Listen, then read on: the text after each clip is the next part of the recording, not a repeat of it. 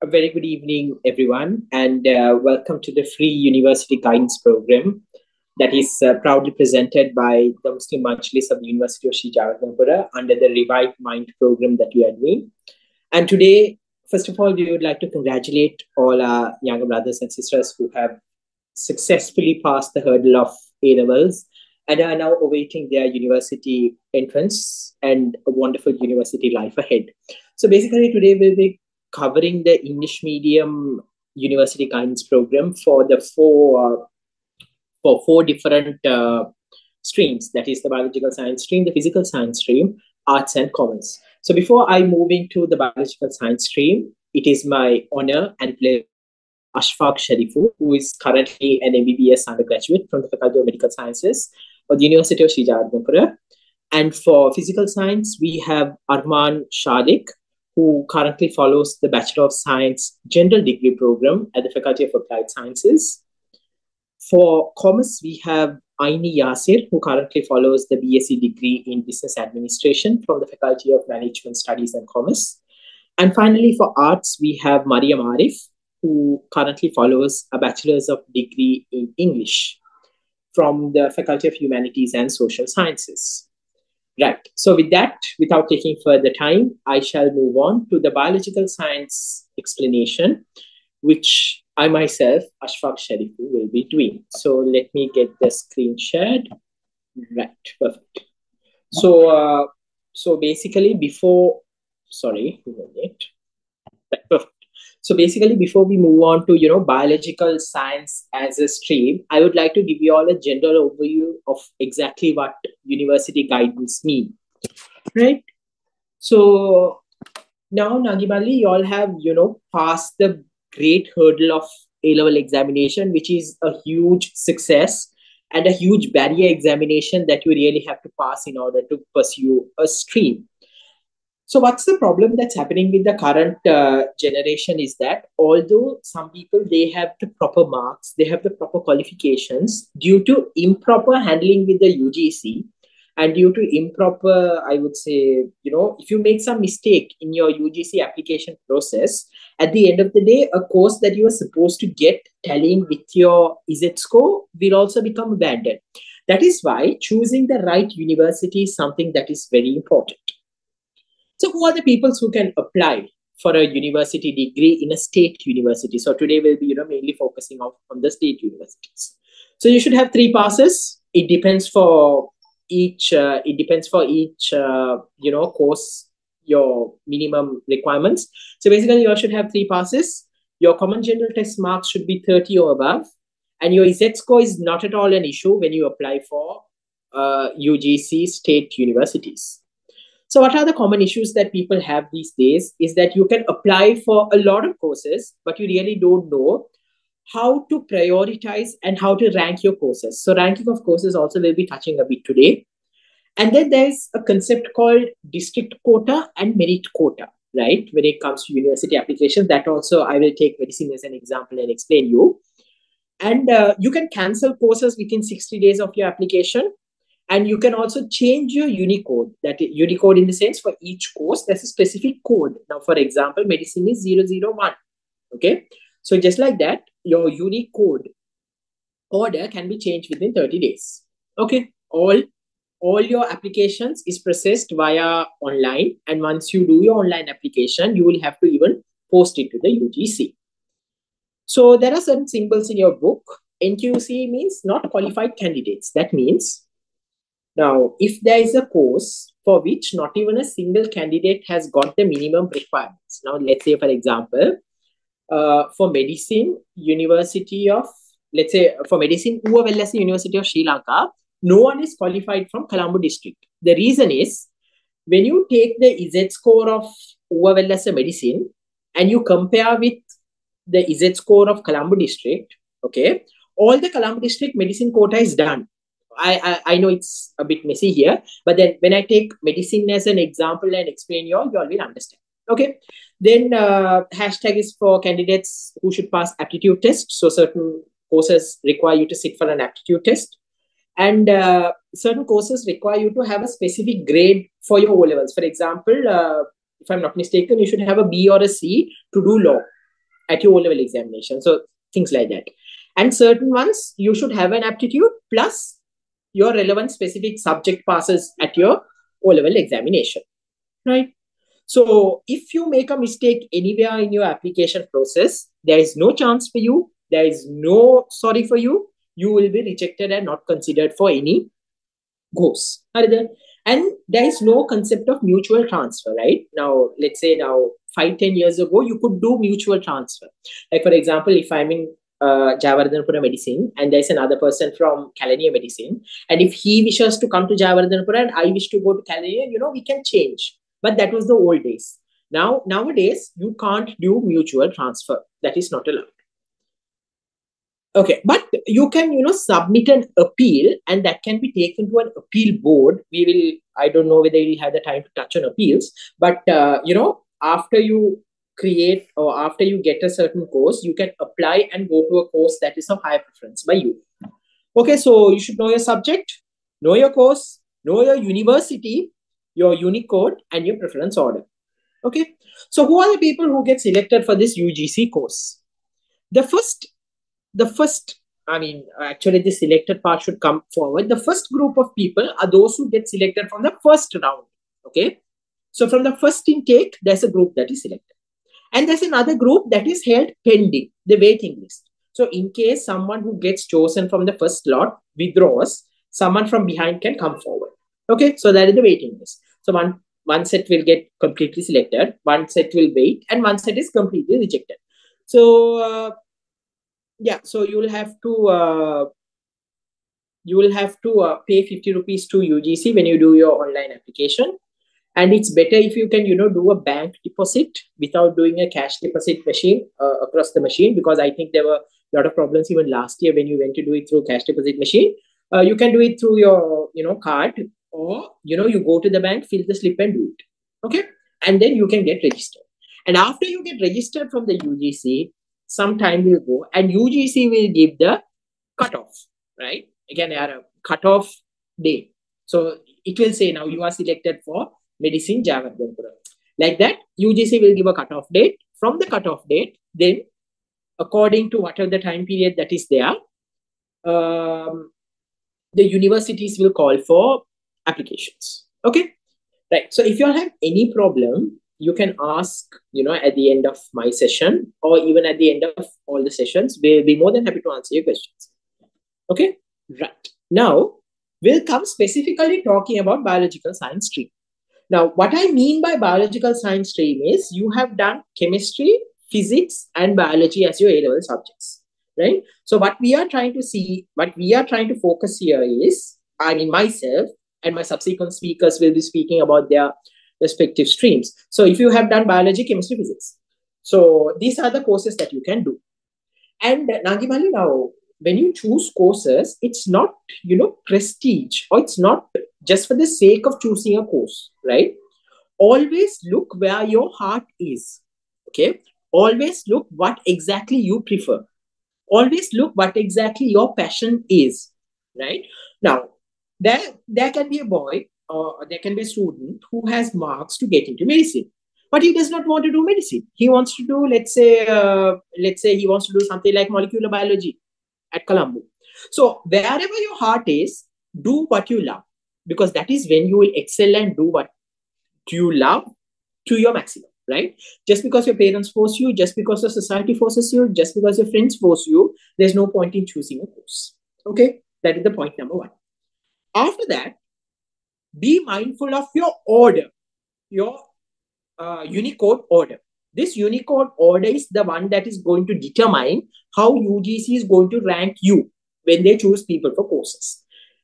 And when I say Unicode order, it consists of both your course and the university. Course, university. You have to see both together. Right. Okay, now we'll look at biological science stream. Right. A little easier, right? So first we'll talk about medicine. Okay. Now I will do a rough calculation on how medicine intake is taken so that you can, do a rough calculation and see, okay, where exactly I do stand. Okay, your total medicine intake is 2088. Your total medicine intake is 2088. This 2088, 40% of the students will go as merit. Okay. And 55% of the students will go as district quota. Okay. So how many students will come for merit this time? Now, this is your book, right?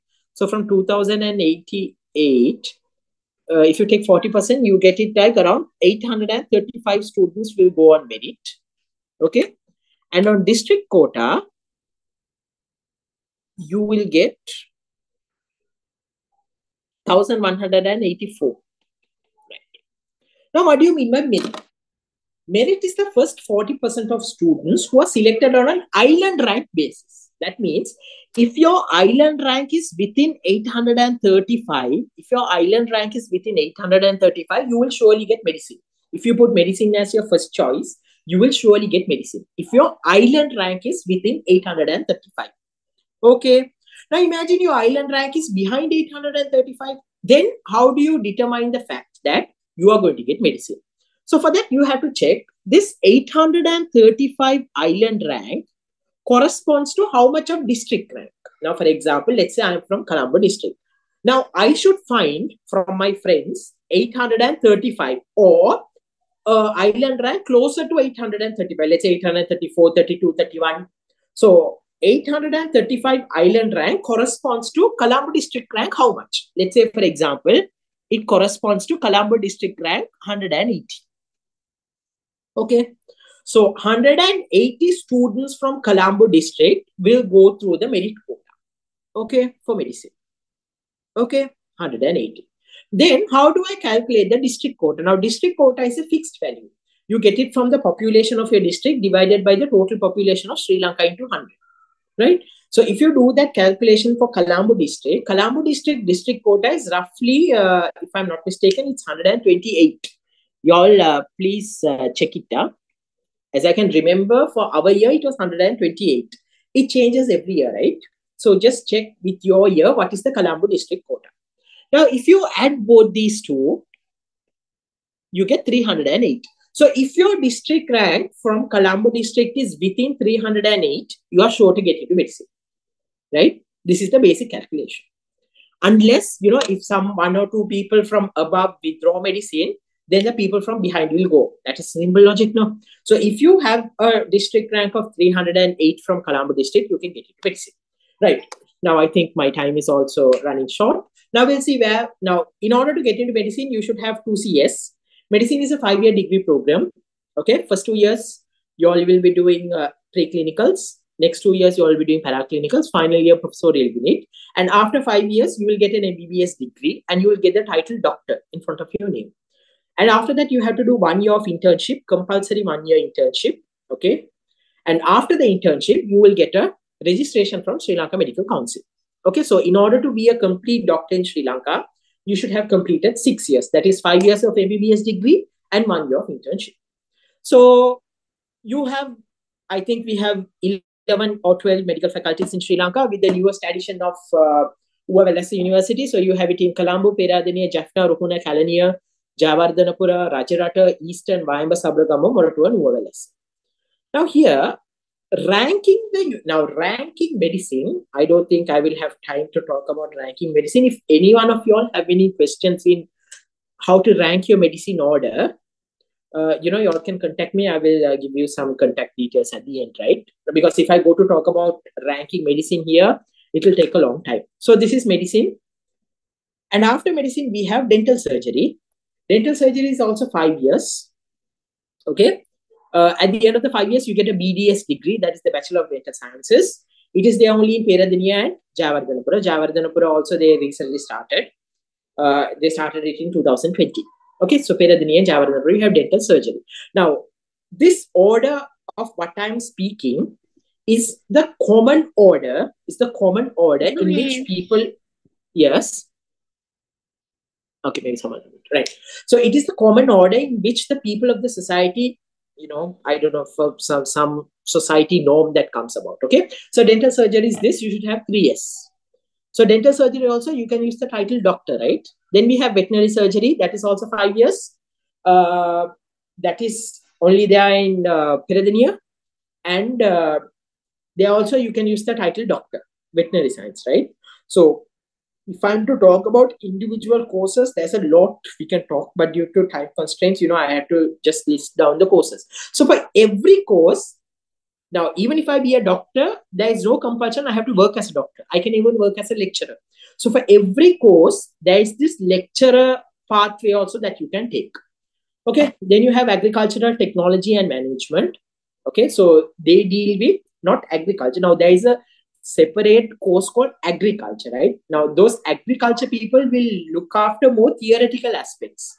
Okay, for example, how to grow. Now, if I'm to speak in lay terms, right? I'm not familiar with those technical terms. Now, for example, how to grow paddy. Okay, but these agriculture technological people will try to incorporate technology into your agricultural knowledge.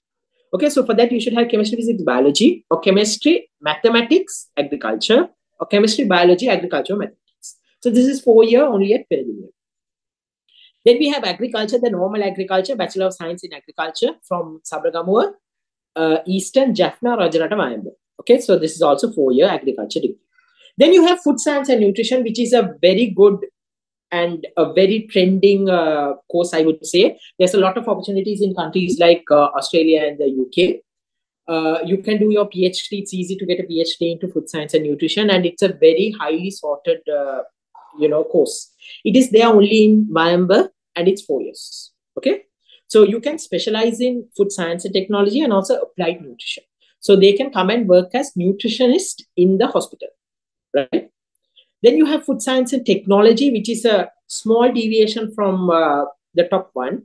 The top one is food science and nutrition. This is food science and technology. And these people are mainly looking after, food safety standards, how to develop new food, things like that.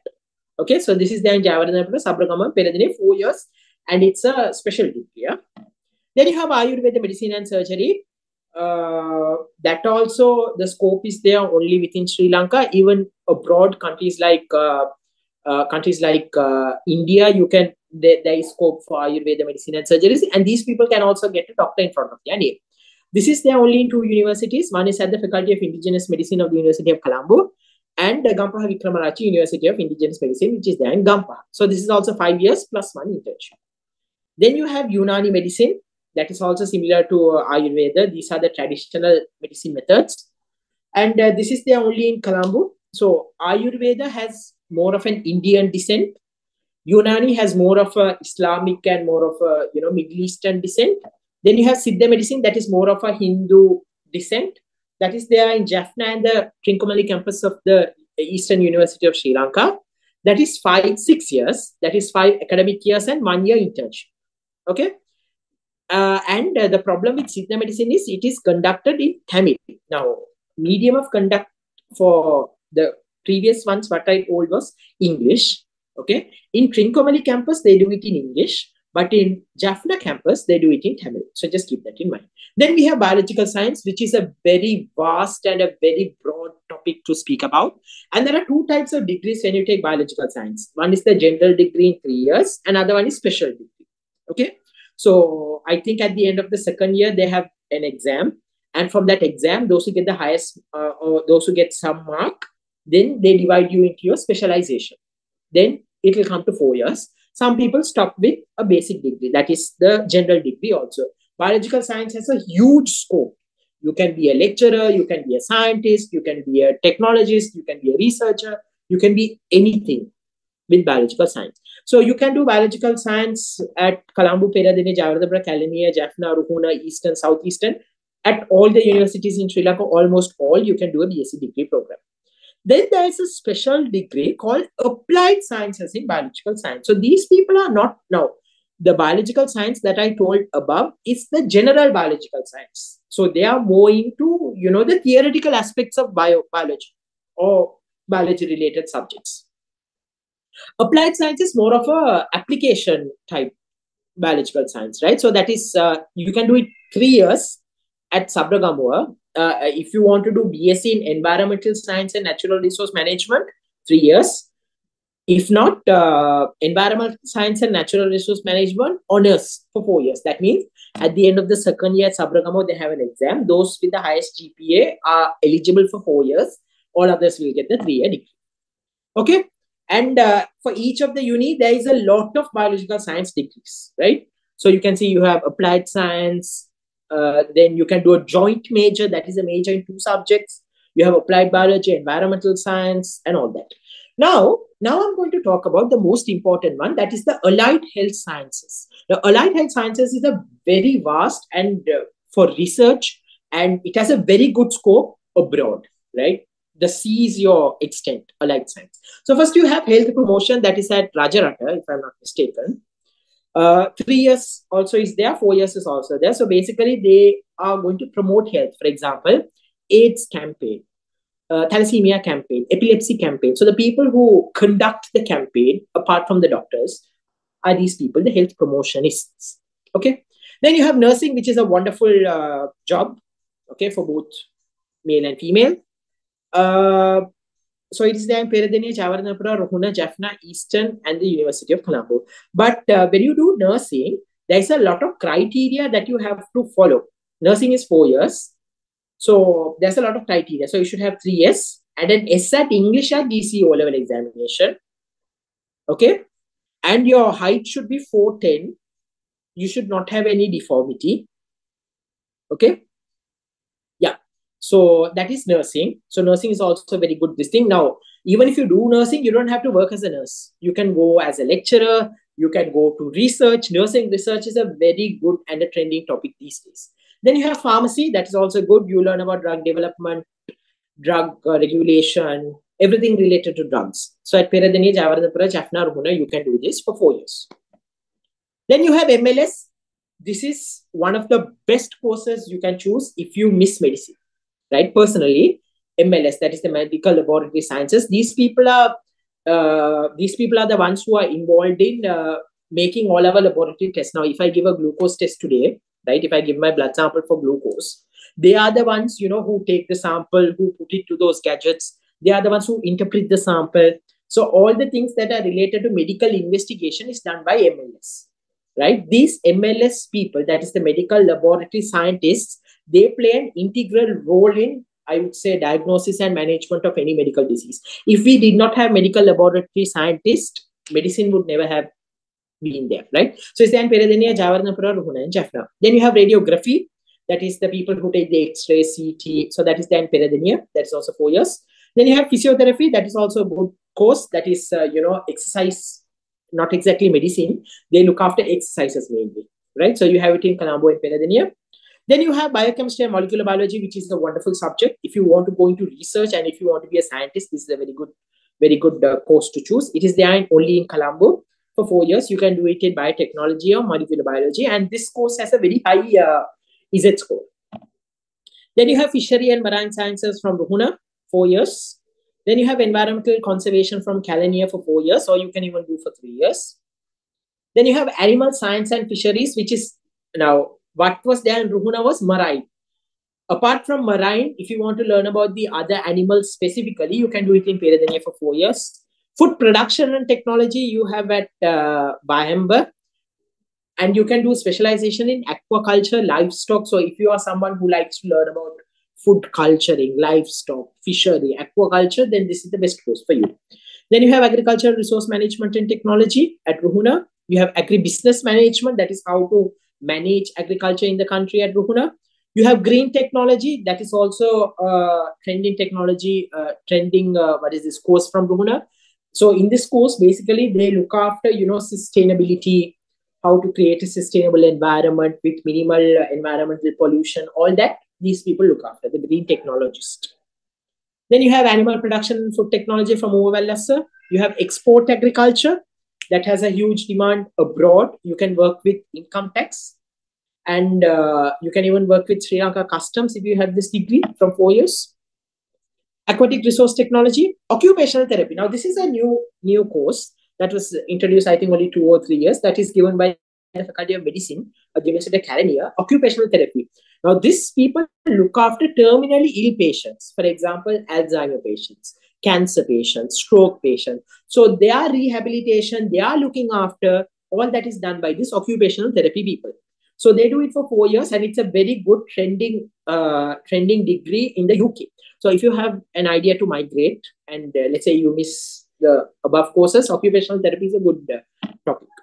Optometry. Now, this is also a very unique course that looks only about the eye. Only at Javardhanapura it's there, and it's also a very good course, right? So they learn about the eye diseases, eye rectification, everything related to eye except for surgeries. Everything else, these people will do. Then you have applied chemistry, indigenous medicinal resources, aquatic bioresources, all these are 4 years. Urban bioresources for 4 years. Medical imaging technology. Now, this is also a new topic. Now, radiography looks after on how to take the image. Medical imaging technology look after how to make the gadgets to take the image. This is a new course that was introduced by the Faculty of Medicine, University of Colombo. Then you have speech and hearing sciences. So you have speech therapist, audiologist. You can be an audiologist, speech therapist, all this from the Faculty of Medicine, University of Colombo. Now, apart from that, now those are the subjects that are common for only biological science students. Now, apart from that, there are a lot of courses that is common for everyone. Law, right? Law is a very good topic. If you want to be a lawyer, even after doing bio, you can do law. So, below your handbook, now for each of these, there is specific entry criteria. Okay. For some, you have to give this much of O-level results. Okay. If you do biology, chemistry, physics, all these courses you will be eligible for. Okay. So if you take law, agriculture, fashion and design, tourism, information systems, film, project management, basically all these courses are good if you are someone who wants to go in technology or IT side. From these courses you can choose. For example, if you take MIT from Kelaniya, it has a very good or information communication technology from Sri Javardhanapura. They are trending. I mean, you know, right? I don't have to explain about the position of IT in today's world. So you can even do these common courses, right? So you have yoga, parapsychology, right? Then you have English language, primary education, that is how to look after the small kids, health tourism, which is a new sector that is starting in Sri Lanka, health tourism and hospitality management. So it's not just hospitality management. With that, you include health tourism also. Marine and freshwater sciences, polymer sciences. So there's a lot. And the half an hour that was given to me, I think there's another 2 minutes remaining. So there is a lot of things that we can talk, but due to time constraints, I think I will have to end from this place. So at the end of the day, Nangimalli, what I am telling is choose a topic that you really love, right? Don't try to do something. That is that your parents or someone forces you. Right. So I'll take the questions. I have, I think, only 1 more minute. And there's one question. Can you explain the difference connection between Z-score minimum eligibility? Both of them are two different entities. Okay. Minimum eligibility means you should have this many qualification to enter the degree. Minimum. Now, for example, medicine, you should have minimum 2 CS. But does everyone who get 2 CS get into medicine? No, that is because of the competition in the country. Minimum, you should have 2 CS for medicine. Okay. Z-score is an idea of the competition in the country. Okay. So if someone is to be chosen for a degree, minimum, first they will see minimum eligibility and Z-score.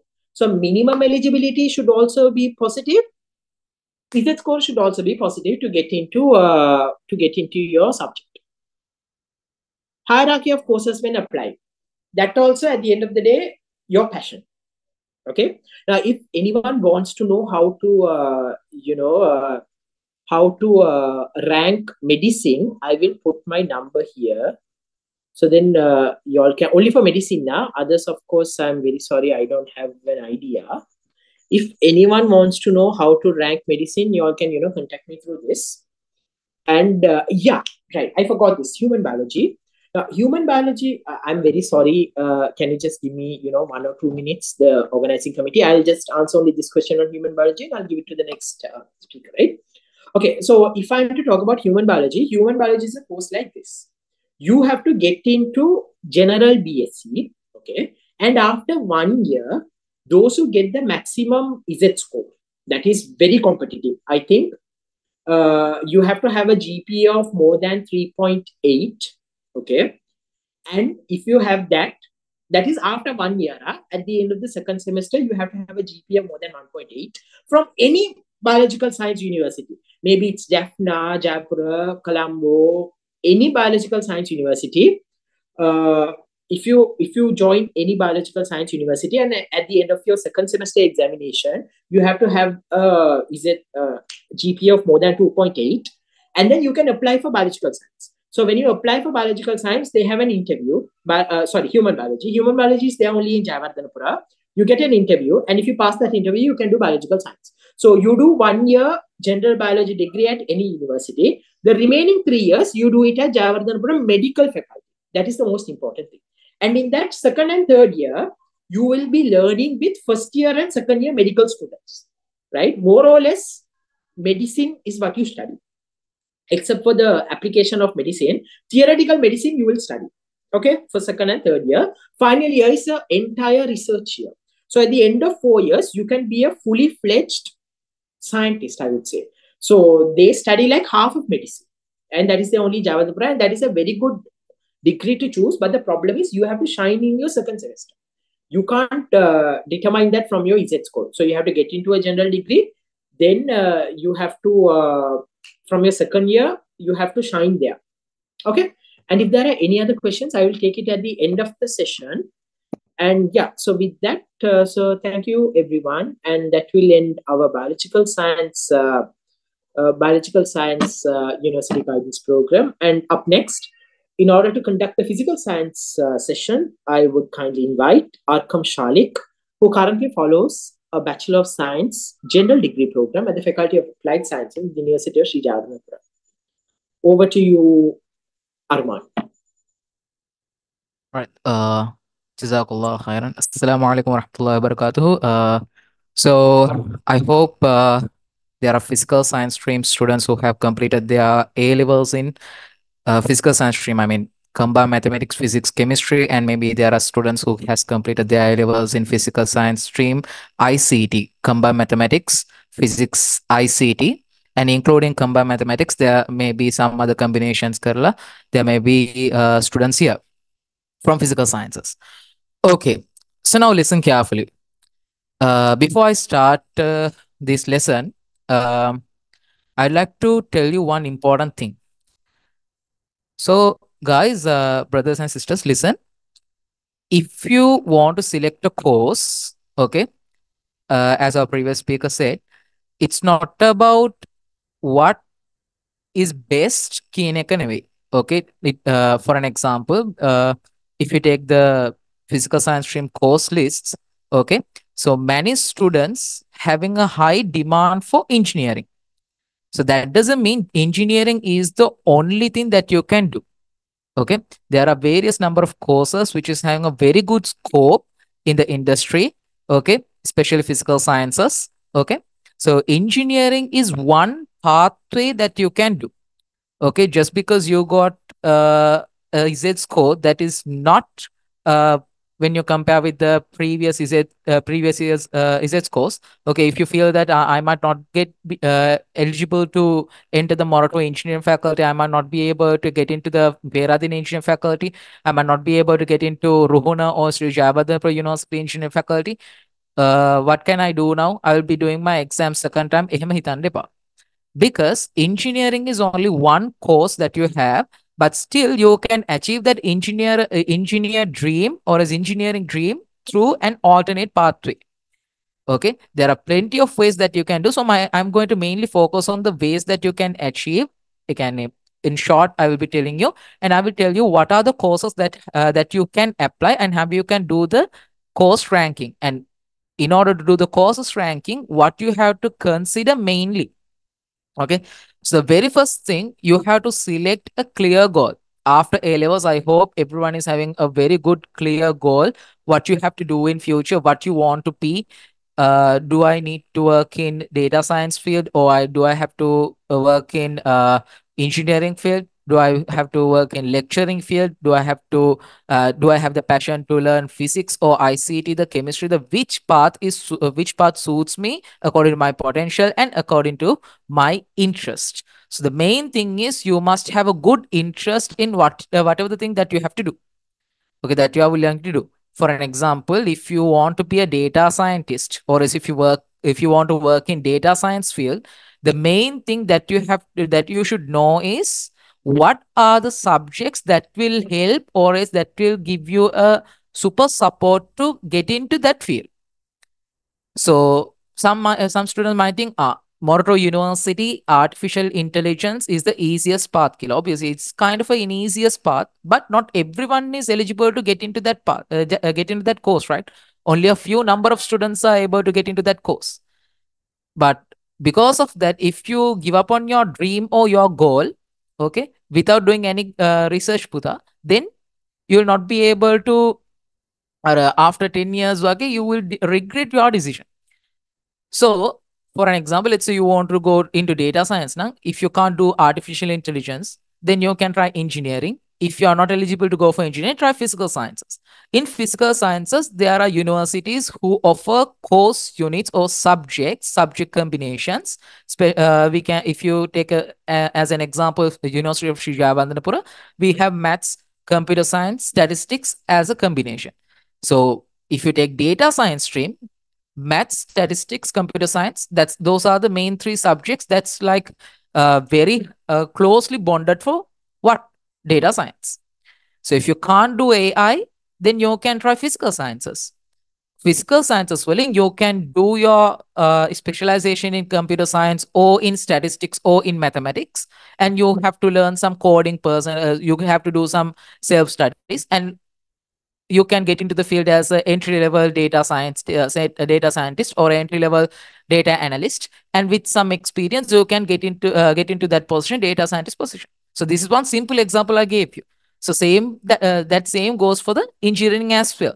So when it comes to engineering, if you didn't get engineering entrance in any of the state universities, that doesn't mean you can't work in engineering field in any way, Kiela. Okay. So if I give you engineering examples, okay, we have Peradeniya University, Morato University, and then Ruhuna, Jaffna, and University of Sri Jayavardenepura, uh, and Southeastern University. These are the universities that offer engineering courses, but each university will not have all the types of engineering. If you take Morato University, we have 1, 2, 3, 4, 5, 6, 7 engineering types, but get into this biomedical engineering, they will be looking into some criteria. Sometimes they might give you an exam, sometimes they might check your ISET score. I think in Morato University, they are after the first year, they will be keeping an exam. Based on the marks, they are sorting out the students to these engineerings. Okay, so like that. So you have to select what is my best suit. Do I have to do mechanical engineering, the civil engineering, the computer science, or material? So what's the engineering that I have to do? So you have to select the university accordingly. So every student is having kind of an idea. I want to be an engineer, but if we ask them, Puta, what kind of an engineer you want to be? They don't have a clear idea because they didn't do a proper research. So the main thing when you are going to apply for a university, okay, now you all have completed A levels, and now you all are stepping into the society. Now you have to do some research and learn something on your own. Okay. So my best advice is whatever the subject stream or as whatever the goal that you have, do a little bit of a research and see what are the subjects or what are the degree areas that can aid or is that can support to my goal. Okay. You have to select what are those courses, how, in which university I can do that course. So the first thing, if I just roughly point them down, first thing, identify what's your goal and then decide, uh, in order to achieve my goal, what are the subjects or what degree will help me? What are the subjects, or else what is the degree that will help me? What is the degree that might help to achieve my goal? So maybe if you can't directly achieve that, what are the alternate ways that I can get it? So ඒකට අදාළ subjects you have to identify from. You can go through this whole university guidebook. Everything is clearly explained. Okay, I'm not going to read out one by one, Puta, because you have to read it, because if I read out one by one, I won't be able to give you the most important informations here. So I'll just point out the topics and I will tell you what how you can do and what you have to do, Kila. Okay. So you have to select the subject or the degree, what will support your final goal. And then go through the university guidebook and see what universities offer this degree.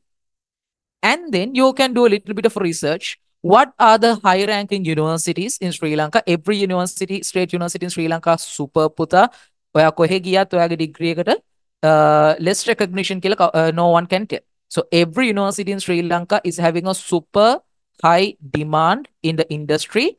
So you can just do a little bit of research. Still, there are some rankings. No? So according to that ranking, which university is best for which course?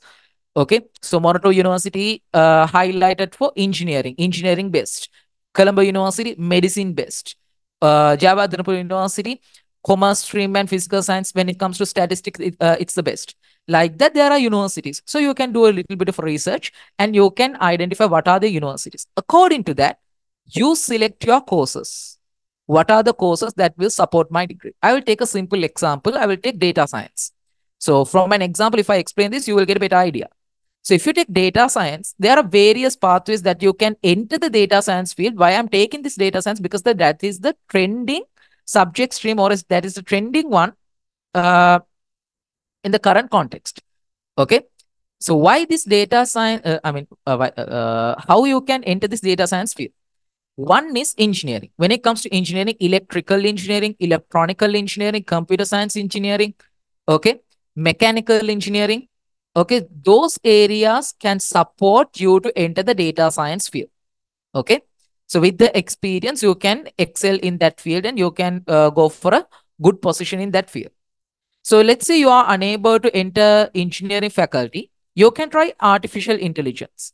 Artificial intelligence directly artificial intelligence. From that, if you do some statistics related part and AI pathing with project management, you can enter the data science field. So if you can't do both of them, okay, if your ISET score is not up to that level, then you can try out physical sciences. When it comes to physical sciences, this is engineering, Puta. So when it comes to physical sciences, there are several subject streams. I will talk about this engineering EM and engineering TEM in a while. Okay. So physical science. So when it comes to physical science, there are two parts. Physical science courses for those who completed combined maths, chemistry, physics, and physical science courses, those who have completed combined maths, physics, and ICT. Okay, so those who have completed physical science in chemistry field or ICT field, both people have a very good scope in state university, very good vast diversity of a very big diverse of what do you call subject combinations. Okay, so you can go through the university of I think in this handbook I didn't see the in previous or hard copy handbook again.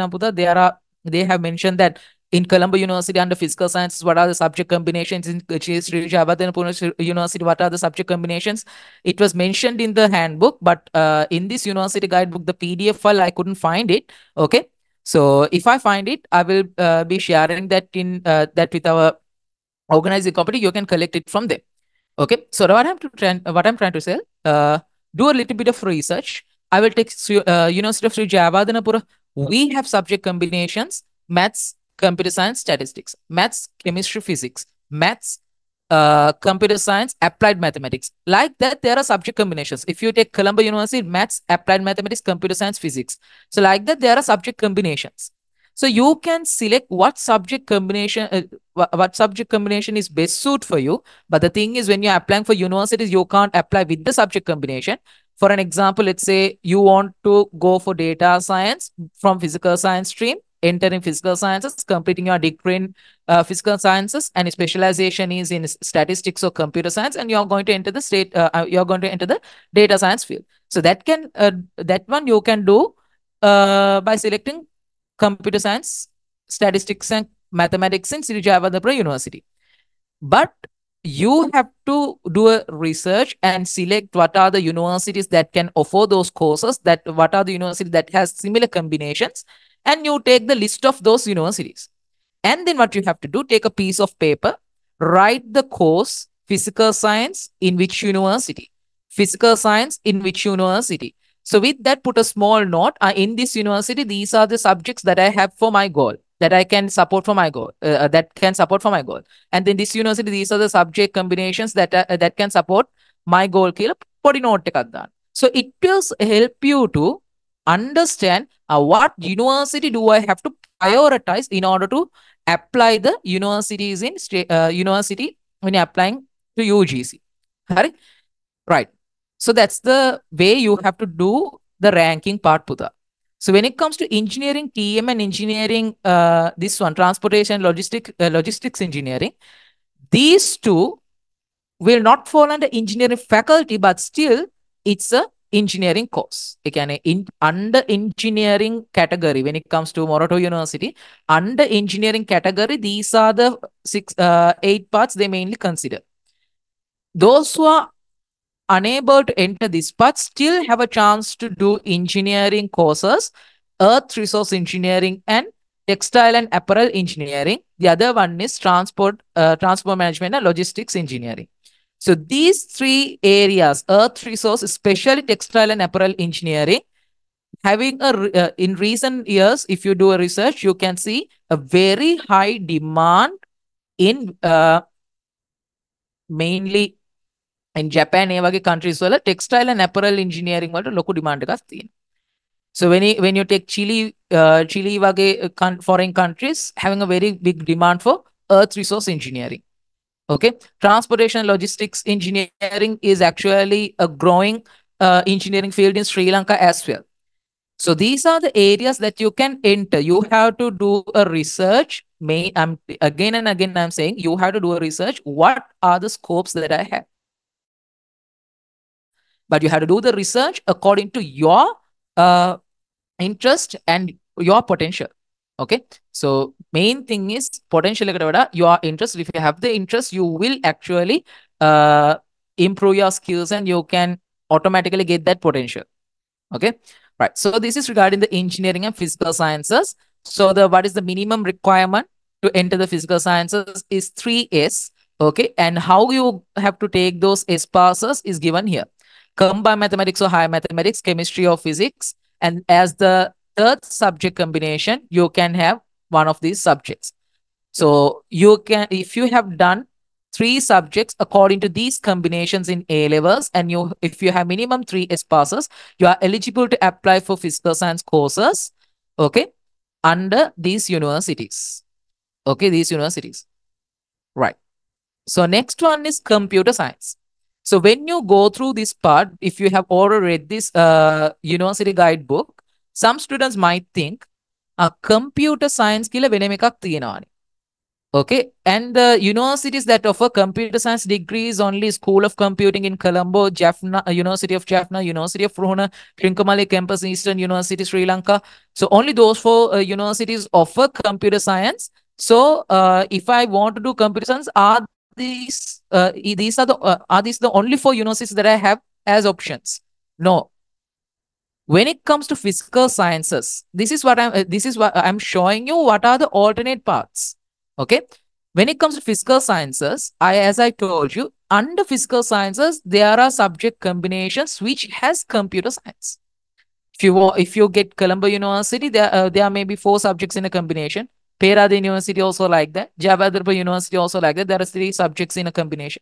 So if you select a subject combination which includes computer science, and after second year, after the second year or the first year, how they select for the specialty, that depends on the university university guidelines. That one you have to experience after you enter the university only. Okay, you can enter the computer science field. Even though you can't directly apply for computer science courses, okay, you can do physical sciences and enter the computer science field still. Okay, once you complete this one, you will get BSc honors in computer science special. you do physical sciences and coming do specialization in computer science, still you get BSc in computer science special, BSc honors in computer science special. So that thing you have to go through, read this book carefully and get the understand. So I'm trying to show you the ways that you can grab the idea and sort out your issues. Okay, so when I'm discussing this one, if you come across any doubt, okay, I kindly request you all to drop the message in the chat box so I can discuss those things with you guys in the last 5 to 6 minutes. Right. So the next one is applied sciences in physical science. So what is the difference between these physical science courses and applied sciences physical science courses? So these physical sciences, you are going to learn the hardcore theoretical part, which is actually will helpful when you are trying to do your higher degree. එහෙම නැත්නම් MSc, PhD, targeting the academical area. So these physical science courses will help you on that. But still, there are some practical subject, applied subjects as well. Okay. So when it comes to University of Sri Jayawardhanapura and University of Sabaragamo, I think, science, there is a faculty called Faculty of Applied Sciences. Okay, only 2 applied sciences faculties in Sri Lanka. So those faculties actually offer under physical sciences some applied science courses as well. So when it comes to applied sciences, majority of the subjects or most of the subjects are actually industry focused, industry oriented. එහෙම නැත්නම් the applications of science concepts, okay, those kind of subject courses are there. Okay, so that's the main difference between those two. Otherwise, if you take what is best, both of them are equally likely. Okay, so we can't say this course is best, that course is best කියලා. It depends. The course best depends on your final goal and your interest. Okay, so those who want to do physics special or as want to be a physicist, okay, physicist කෙනෙක් වෙන්න ඕන කෙනෙක්ට the best thing is physical science course in doing physics. Okay, that's the best course. That's the best course for that person. Okay, engineering, those who want to do civil engineering, engineering course is the best course. So there is nothing like best course that we can speak in general. Best course is depending on your final goal. Okay, right. So these are the degree areas, or else whatever the BSc degree areas, special degree areas that they offer in the relevant universities. And then industrial statistics and mathematical finance, one of the most demanded subject areas in current context, especially in banking field and when it comes to big company, big ICT companies, big information communication and technology oriented companies. Okay, seek people who has completed or is who has a good knowledge in industrial statistics and mathematical finance. Okay, statistics is a subject area which actually I will just give you a brief idea. Statistics is a subject area which where we are using data to predict the future. Okay, so when it comes to banks, it's actually important when you have completed mathematical finance also with that, you will have a very good knowledge in financial management and you can predict past using past years data. You can create models and predict the future of the bank or as the the relevant customers of the bank. Okay, I'm just giving you a simple example. So industrial statistics and mathematical finance is it's actually a very huge growth in recent past. Okay, so not by this specific name, but from statistics and mathematical finance area. So especially in banking sector and ICT sector, you will have jobs from this area. Right. So the next one is statistics and operations research. So this one actually another subject area that you can enter the data science field.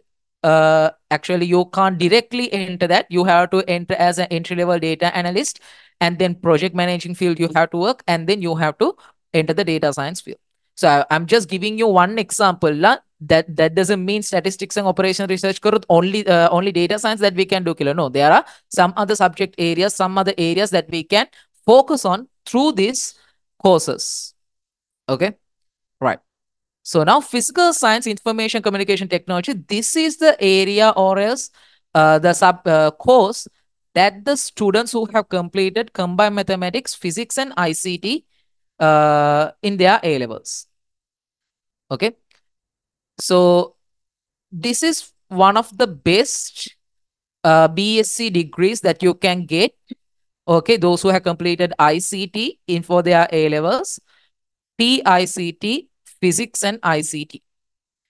The physics is a subject area that will definitely develop your critical thinking, and ICT is a subject area that will help you all to ace in computer science field. So if you combine these two, think about the outcome. Okay, if anyone has completed this degree by develop while they developing their skills in physics and ICT subject areas, okay, you can think about the final or a magical outcome. Okay, you will have to experience it. I have seen lots of people who have completed this subject combination, and they are really they are in really good positions in industry. Okay, so especially ICT companies like Microsoft, Google, evage companies wala those who are doing physics and ICT, එයාට ලොකු demand එකක් තියෙනවා. I don't say that the other peoples don't have demand කියලා. Okay, so when it comes to that Starlink, I hope you all know that the Starlink company, Elon Musk's company, so they hire people who's having a very good physics knowledge. So why I'm highlighting this one, because compared to physical science, okay, entering this one is bit easy. I don't say that easy කියලා. This මේකට ඇවිල්ලා physics special එකක් කරන්න පුළුවන් නම්, okay, ඇවිල්ලා after that this one is actual Bachelor of Science in Physics and ICT. I think you can after 3 years, after 2 years, you can specialize one of the subject areas. I think in Sri Javadhan University you can special maths or physics. Okay, if you special physics, then you have the ICT knowledge and physics knowledge both. Okay, right. So the next one is artificial intelligence. I think I have already mentioned what is artificial intelligence, Kiela. So I'm not going to touch that part again. Electronics and computer science. Okay, another path that you can enter the electronical engineering field. Okay, not directly as an electronical engineer, but still one of the highlighted areas in electronics. Okay, so electronical engineering field. Under engineering, if you couldn't apply or if you did not get selected for engineering, you can apply electronics and computer sciences, and still you can learn electronics. If you go for physical sciences, in physical sciences also, there is a subject called in University of Java electronic embedded systems. So if you do that with physics, okay, you'll be able to go to this electronics field still, if you want to be an electronical engineer. Okay, right. So then data science, one of the growing subject areas, but in Sri Lanka, we have only one state university offering that degree program, Sabaragama University of Sri Lanka. So data science, if anyone wants to do data science directly, you can do this. But my personal recommendation is do the subjects that will helpful for your data science field, and then enter data science field after MSc වගේ කරලා data science field එකට enter වෙන්න. That will benefit you more than completing a bachelor's degree in data science and entering the data science field. Okay, there's a reason. Okay, there's a reason. That reason you can do the research and see. Most of the data scientists at the moment are not people who have completed data science as their degree. They have completed maths degree or statistics degree or computer science degree or physics degree, something like that. And then after that, they entered the data science field. So actually that will give you a huge support, or as that will be a huge backbone when it comes to performance wise. Okay, right. So there are subject areas which can be done any person. Okay, candidates who read this part, candidates who have offered subjects in physical science stream at the GC advanced level examination could also seek admission to the following courses of study offered by different university, provided that they have fulfilled the entry requirements. It means minimum 3 S passes. Okay. So contract is surveying. Some students think that to enter the architecturing faculty, to enter designing faculty, to enter uh, fashion designing, you have to do commerce or something like that කියලා. එහෙම නෑ පුතා. Design architecture design යන නම් students think that they have to definitely do A level mathematics. No, it's not like that. You can do commerce and you can sit for an aptitude test. Okay. And then you can, if you got selected from that aptitude test, you can enter this area. Okay. So there are many subject areas courses that you can do in case if you are if you couldn't get if you were unable to get into the courses that you love. Okay, you can apply these courses. Still there are areas that you can enter your field. For an example, information systems.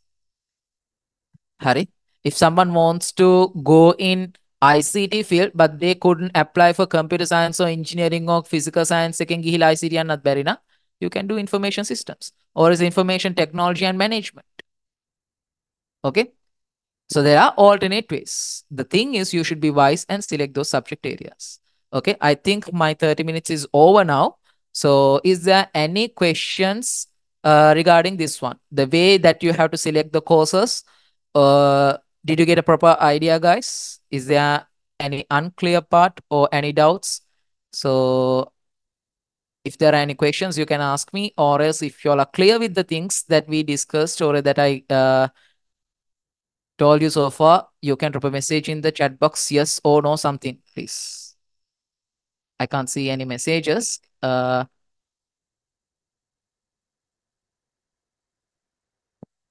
Quickly, please. Any questions? I can't see any questions. And if anyone from the organizing committee received any questions, can you please forward it to me or some way? Will I be able to get to know about it, please?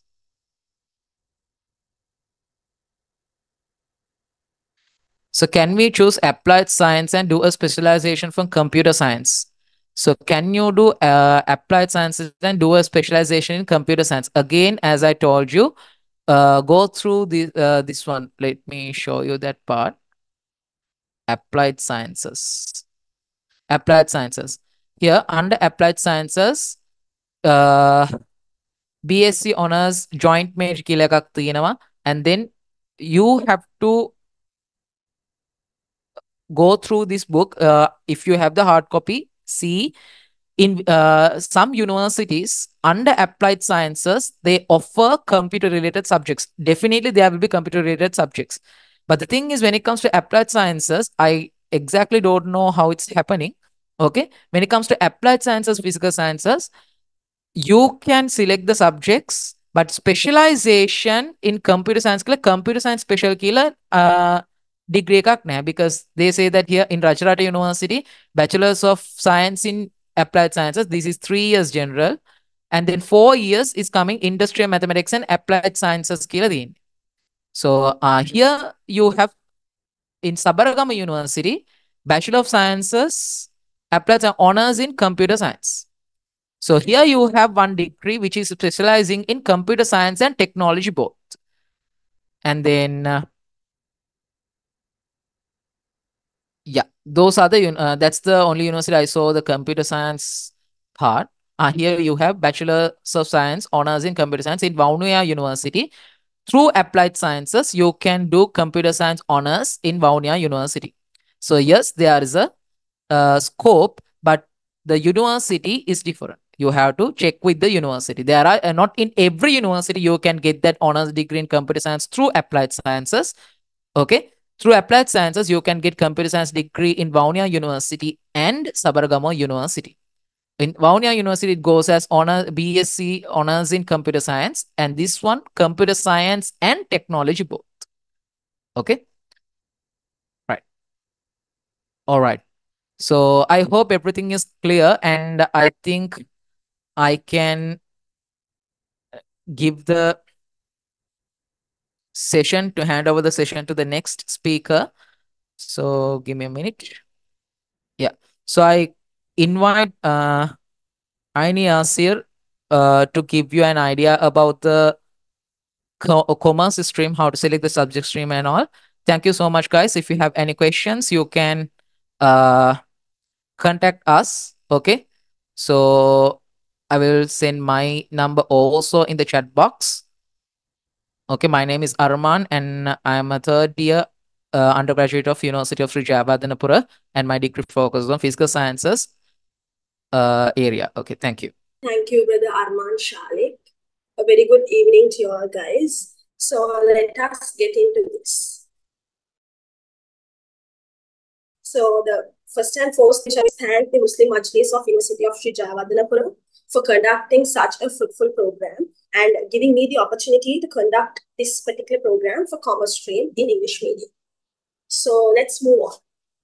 So this is going to be the overview for our today's session.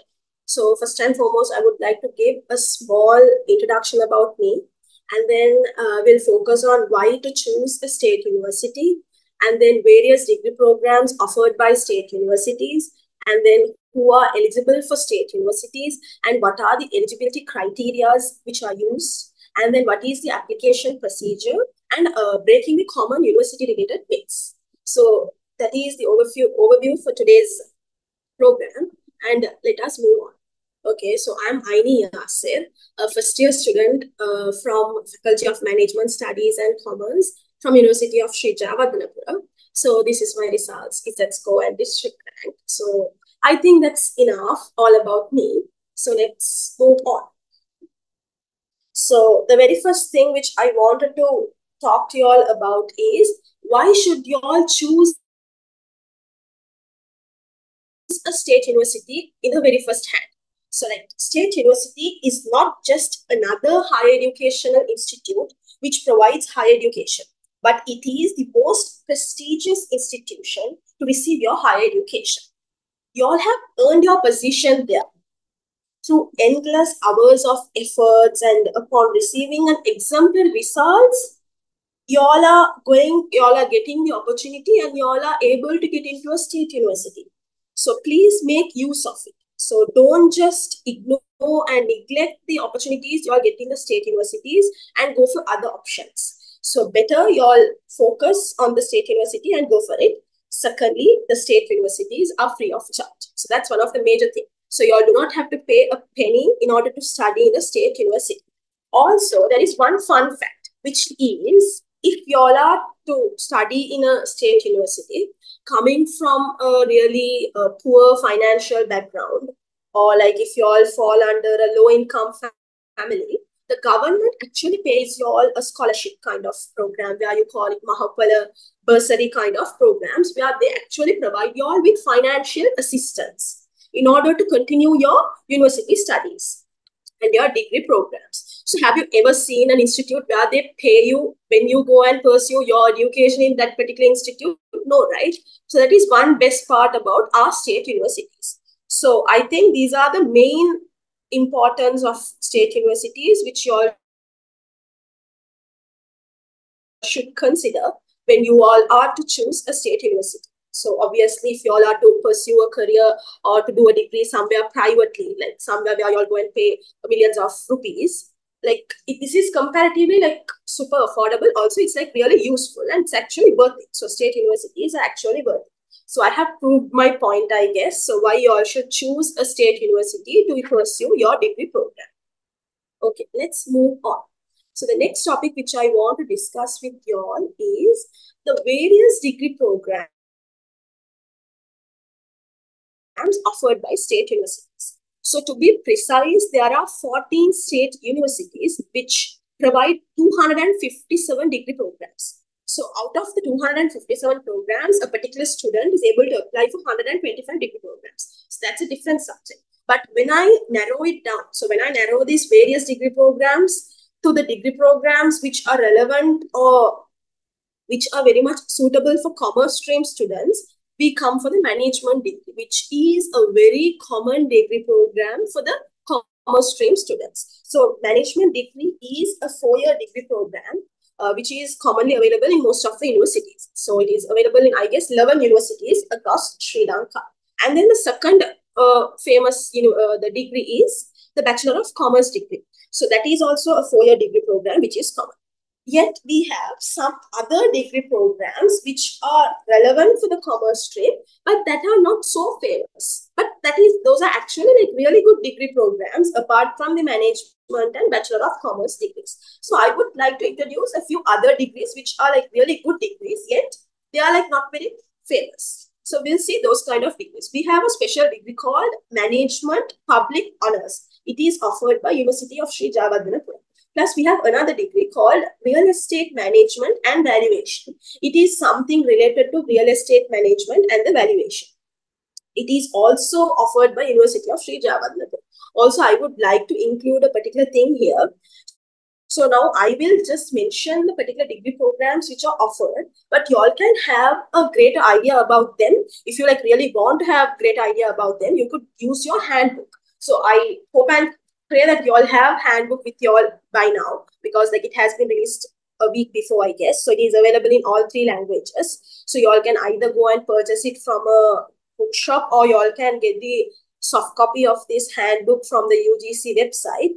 So if you all get your handbooks, you all can just go through and read like what are the degree programs and necessary informations regarding them and what is the duration. All those informations are clearly given in the handbook. So there is nothing much to explain about what these degrees are. If you all really want further like idea, you all could Google it and see. So now I'm going to just give you all like an idea of these degrees, so you all can have something. Okay, there is a particular degree like this. So you all can have some sort of an idea, or you all can just hear the name. So for that sake, I'll just give you all an introduction to certain degree programs which are relevant for commerce stream. And then we have management studies degrees, which is offered by University of Vavuniya and the Trincomalee campus of the Eastern University. We have business information degree, which is offered by University of Sri Javadhanapura. We have accounting information degree, which is offered by University of Kelaniya. We have banking and insurance degree, which is offered by University of Vavuniya. Apart from all these degrees, so these are the degrees which are very much focused for the commerce stream.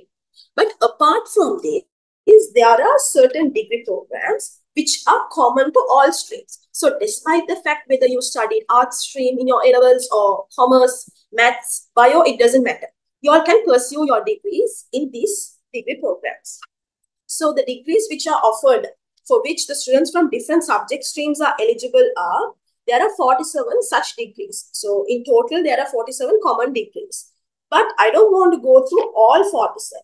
I have handpicked a few, which might be useful and very much relevant to you all. And also it might spark an interest in you all as well. So let me go into those degrees. So the first degree, which I felt like mostly the students who do commerce have the option of choosing ICT or economics. So especially for the students who chose ICT for their A-levels when they were doing the A-levels in commerce stream, can go for these kind of degrees. So the degrees such as information technology, which is offered by University of Moratuwa. You all have management and information technology, which is offered by University of Kelaniya. You all have computer science and technology, which is offered by University of Sri Lanka. You all have information systems degree, which is offered by University of Colombo School of Computing, University of Sri Javadhanapura, Sabragamu University of Sri Lanka. You all have software engineering, which is offered by University of Kelaniya, Sabragamu University, and University of Sri Javadhanapura.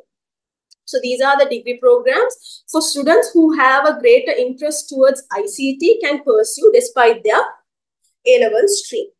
Apart from that, I don't know whether everyone are aware about this fact that you all could do law degree. So most of the commerce students prefer doing law degrees. So law degree is offered by 3 universities, University of Colombo, Peradeniya, and Jaffna. So these universities provide law degree, which you all can opt for it also. And then you all have fashion designing and product development degree, which is offered by University of Moratuwa. Okay, yeah, I will come to a point which is related to this fashion designing and product development. As soon as I came across this degree, I want to mention one more thing. Certain degrees, so these kind of degrees which are commonly offered have certain requirements. So one such requirement is most of these degree programs, that is these common degree programs, require aptitude tests. So aptitude test is where you go and sit for an examination, and you all will be given questions which is conducted by that particular university with regard to that particular degree. They all will be questioned with regard to the particular degree you all want to choose. For an example, now if you are a person who is opting for the fashion designing degree, provide to sit an aptitude test. In that aptitude test, you all will be questioned about the factors about fashion designing and things related to that. So that is one thing. Plus, certain degree programs, these common degree programs, require a certain GCE ordinary level results. So again, the fashion designing degree requires 3 C passes in the subjects such as English, Maths, and Science. So likewise, these common degrees are there, but they have certain requirements. One such requirement is the aptitude test, and the second one is your O-level results requirement. And then we have some other degrees such as business science degree offered by University of Moratuwa. We have financial engineering degree which is offered by University of Kelaniya. We have financial economics degree which is offered by University of Sri Javadanapura. So there are so many other degrees as well, like quantity surveying, surveying science, architecture, etc. So I don't want to go deep into all these degrees individually. So if you all have the handbook, you all can actually read through and get an idea about what these degrees are and how long the duration is. So mostly most of the degrees are of 4 years, but certain degrees are of 3 years as well. So that's all about the various degree programs offered. So now you all might have some sort of an idea. Okay, I can do a management degree, I can do a Bachelor of Commerce degree, or I could pursue fashion designing, I could pursue law. So you all might have some sort of an idea within your.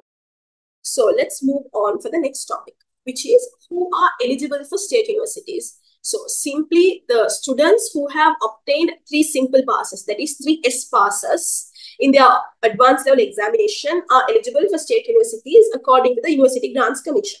So according to UGC, if anyone who have a 3S pass is eligible. But there is a small twist here, I would say.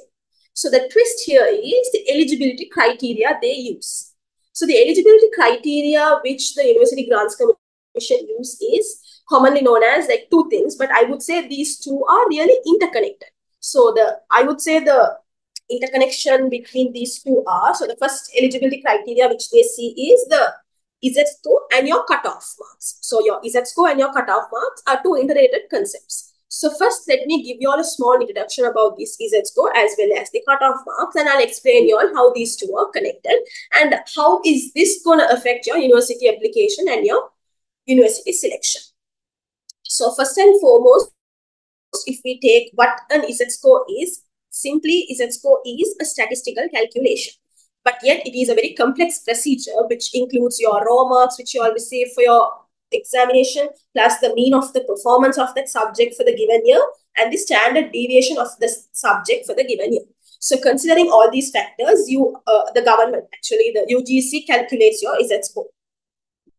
Based on that Z-score, they create a cutoff marks. So cutoff marks is simply the Z-score that is required to get into a certain degree program. Now we'll say, I want to get into a management degree program offered by University of Sri Javadanapura. So the cutoff marks for University of Sri Javadanapura management degree was for my year. So I have the handbook which I use. So that is the 2023 handbook. I hope you all will have the 2024 handbook. There might be just a marginal difference. So nothing very much considerable. So we can just go on with this. So the management degree cutoff for the year 2023, that is our year, was 1.7857. So actually, 1.7857 is the cutoff. So we'll say my Z-score was 2.0243. So since my Z-score is 2.0243 and the requirement is 1.7857, am I eligible? Yes. So I'm above the threshold. So a student who is above the cutoff or the threshold is eligible for this. Now we'll say a student X, we'll just name a student named X. So that particular student is having an Z-score of 1.6. So if that particular student wants to apply for a management degree, they have ample amount of places to opted from. So they can either apply to Colombo, Peradeniya, Jayawardenepura, Kelaniya, Jaffna, Ruhunu, Uva Wellassa, so many other universities. So the thing is, first thing which they should consider is, okay, my Z score is 1.6. So the student X has an Z score of 1.6.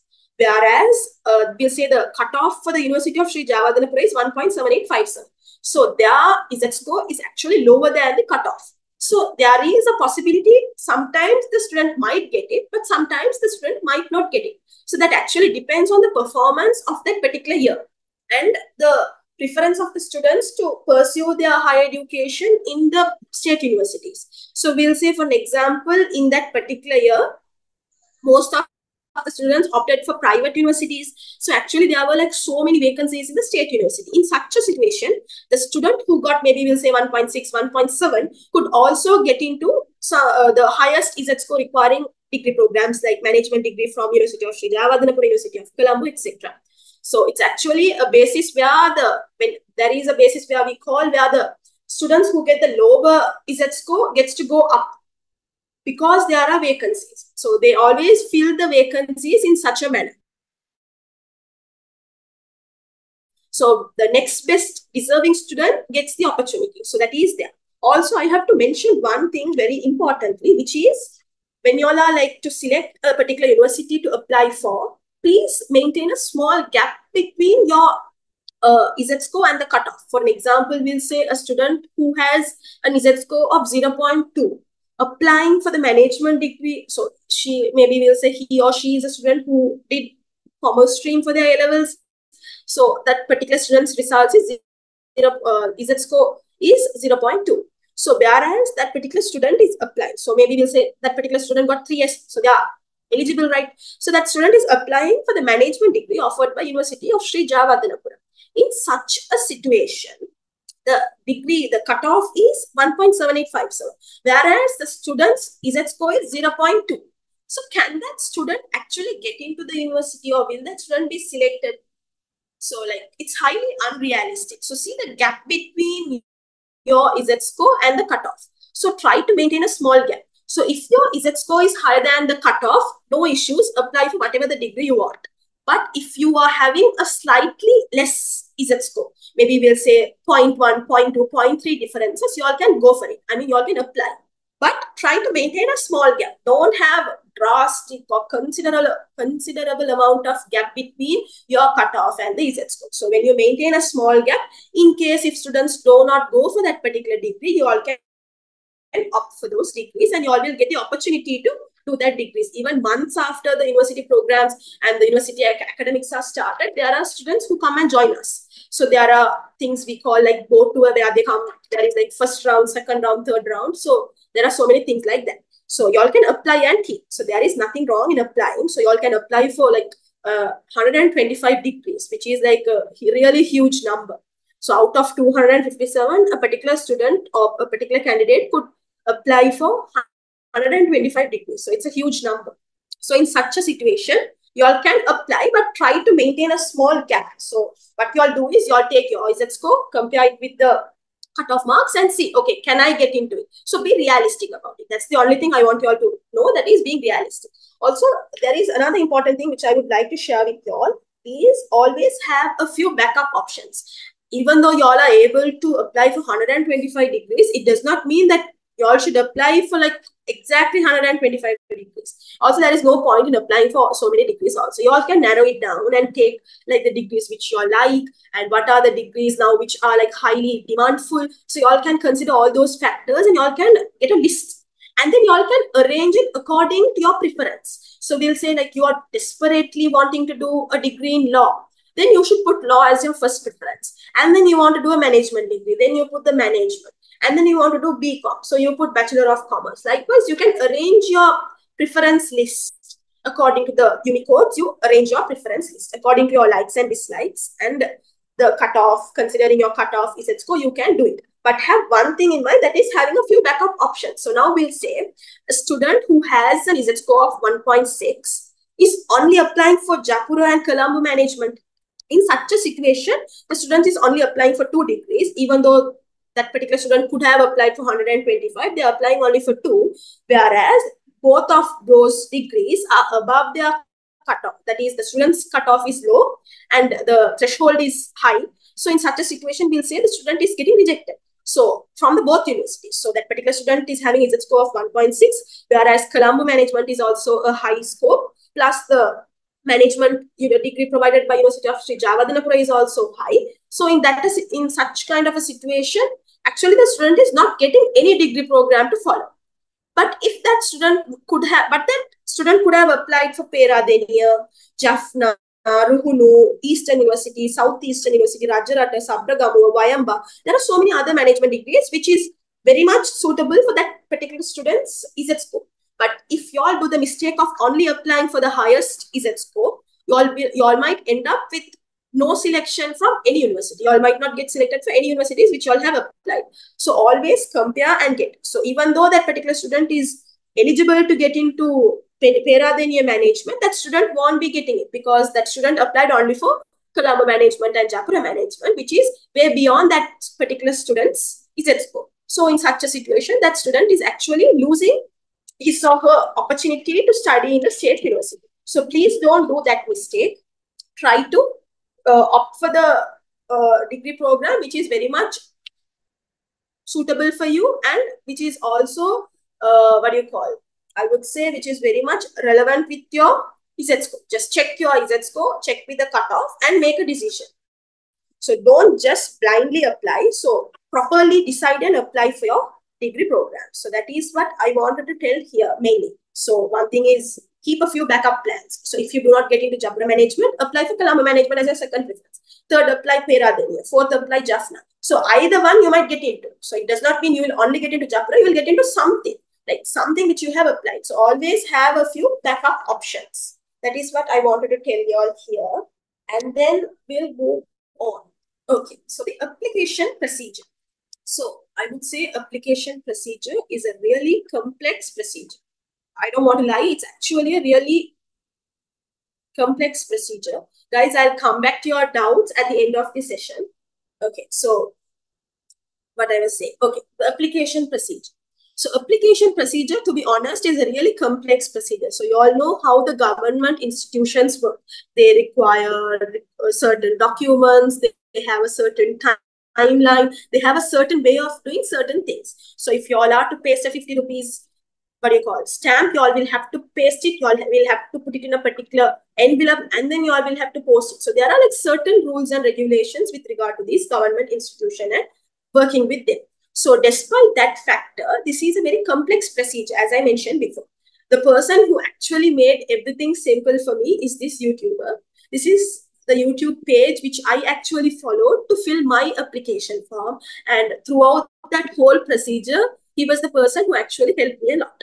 So you can contact him through Telegram as well as YouTube. So he gives really detailed explanation about the application procedure. So you all can search about him in YouTube and get further information. But I would like to give you all a small idea about what this application procedure is and what are the steps. So first and foremost, you all should register yourself as a user in the UGC website. So that is what you all should do first. Secondly, you all should apply for the university through online. So there is an online application to fill and submit, where you all will be required certain documents which you all should prepare and have it beforehand. And then you all should scan those PDFs and you all should upload it to the platform, and then you all will submit your application. And then after submitting your application and after you give it, after you are done with your online application, you all will have to take a printout of your online application and post it to the UGC. So there are so many small notes given there. So that is, you all should use a A4 sized envelope, you all should use a particular stamp. So there are so many minute things which you all should consider there. So please do follow his YouTube videos. He gives very detailed and clear explanation for each and everything. So it will be really helpful. So we'll move on. So the third step is you all will be receiving a selection letter from your university after you're done with your application procedure.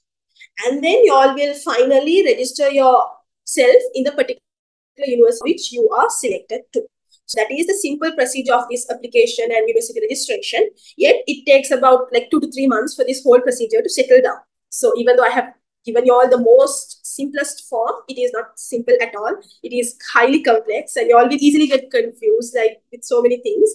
But please do follow his videos. This is what I used. So I wanted you all to recommend this.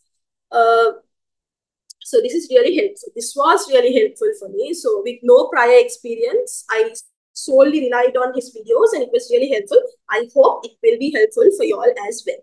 So that's it all about the application procedure. So you all will have to do certain things in order. Okay, so the next thing which we wanted to consider is, sorry guys. Okay, let's continue. So finally, we are in the last topic for the day, which is breaking the common university-related myths. So when I first had the idea of going to a state university, what I heard from many people are these two things. The very first thing is ragging.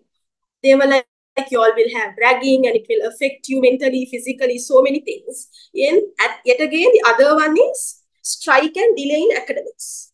So I'm going to break these myths so that you all do not have to go with a doubt when you all are applying for a university. So ragging. So obviously, ragging is something bad. And the very good news for you all is now the Sri Lankan government as well as the universities have taken measures to stop this. So they have actually enacted a specific act to stop this ragging. So we have Prohibition of Ragging and Other Forms of Violence in Educational Institution Act number 20 of 1998. So this act actually prohibits the ragging for the university students. So this is really a good news for you all. So you all do not have to worry much about the ragging thing. So I would say nowadays the ragging has reduced up to 90%, to be honest, because like not like the past, like there are no much abusive, violent raggings taking place in the universities.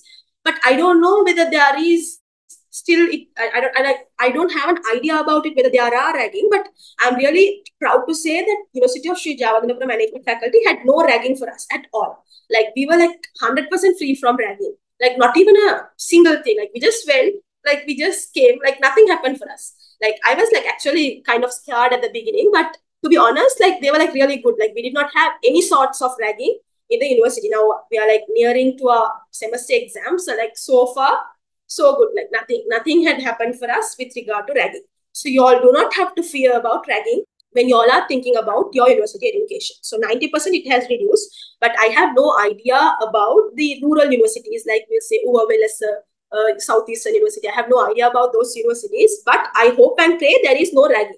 But even though there are ragging, I would say those are like small, simple stuff. Maybe like things which after a few years, which you all might laugh. Like you all might think back and you all might think and say, oh my God, we did all these stuffs. Maybe those kind of silly stuffs might take place, but nothing abusive or aggressive forms of ragging.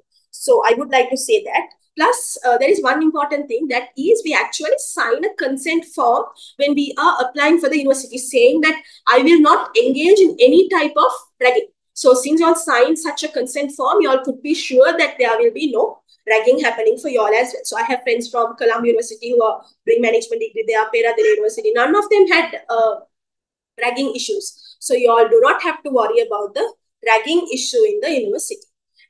And then the second thing, which is strike and delay in academics. So that is now, to be honest, like currently we are undergoing a strike. There is a non-academic strike going on all over Sri Lanka for all universities. But still our academics are not getting affected. So when you are like to opt for a degree program in state universities, most of the people would be like,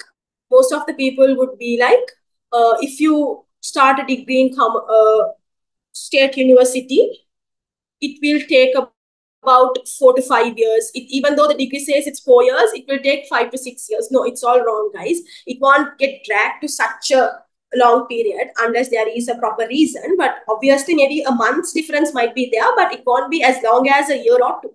So I could assure that, but I would say like it's not as long as what the people say and what the people portray. So you all do not fall into that trap. Yeah, people say it will take 6-7 years. No, that's all lie.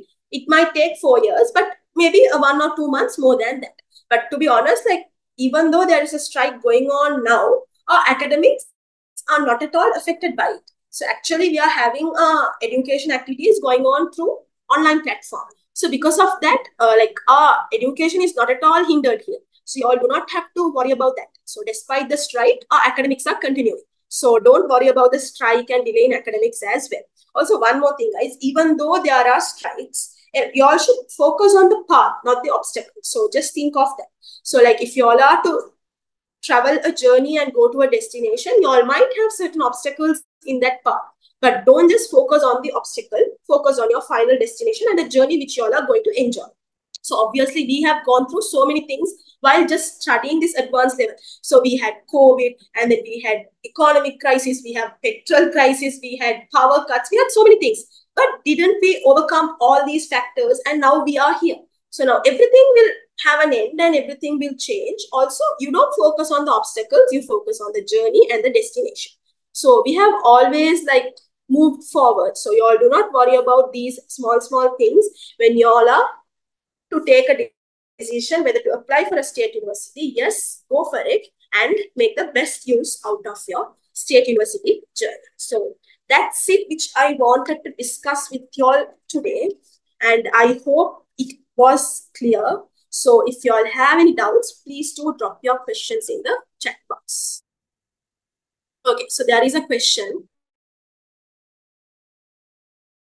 So where the student has asked me, can you give some ideas regarding management course? I'm interested in HR and it would mean a lot if you could give some advices on it. And if you'd like to let me know that, can you send your...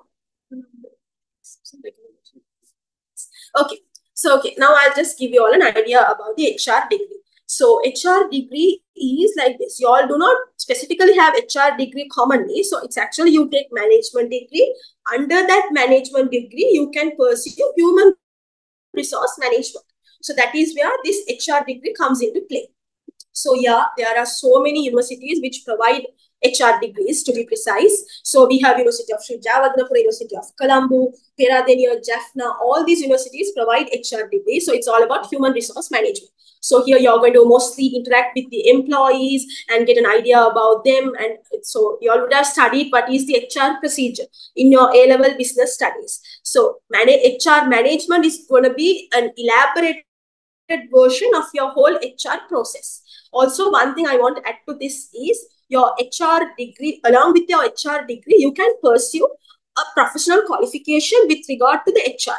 So I think the CIPM, the Chartered Institute of Personnel Management, offers various professional qualifications for HR professionals. So you can opt for that as well.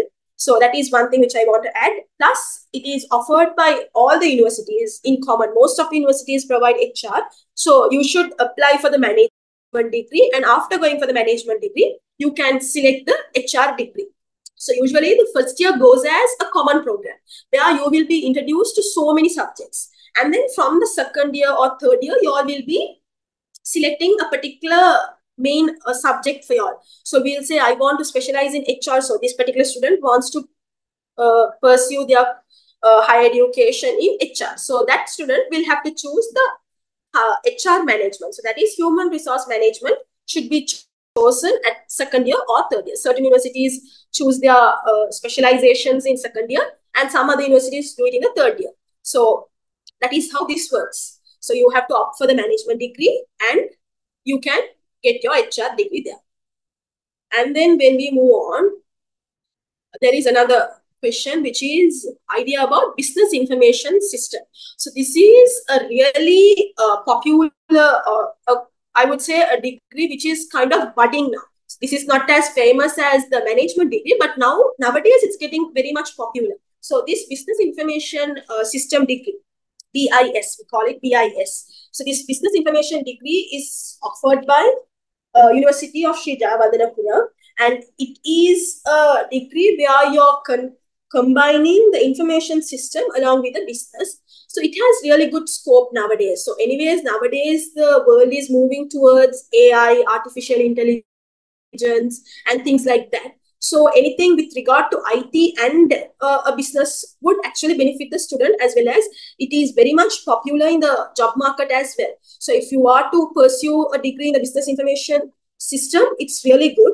Plus, there are ample amount of opportunities for that particular degree. So you can pursue so many opportunities through that. So obviously managing, so you will fall under the management category. So I mean the management in the sense in the office officers. So y'all will be managers. Y'all could like have those kind of positions. So more towards managers position with a little bit of knowledge with ICT.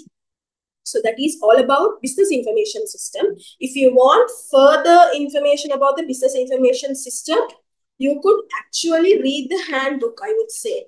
So I'm unable to find the page, but it's actually there in the handbook. They have clearly given about the business information degree. If you go through, you will be able to find it. Okay, so the next question is, so yeah, obviously, so University of Sri Jawadanapura is a highly safe place for girls, obviously.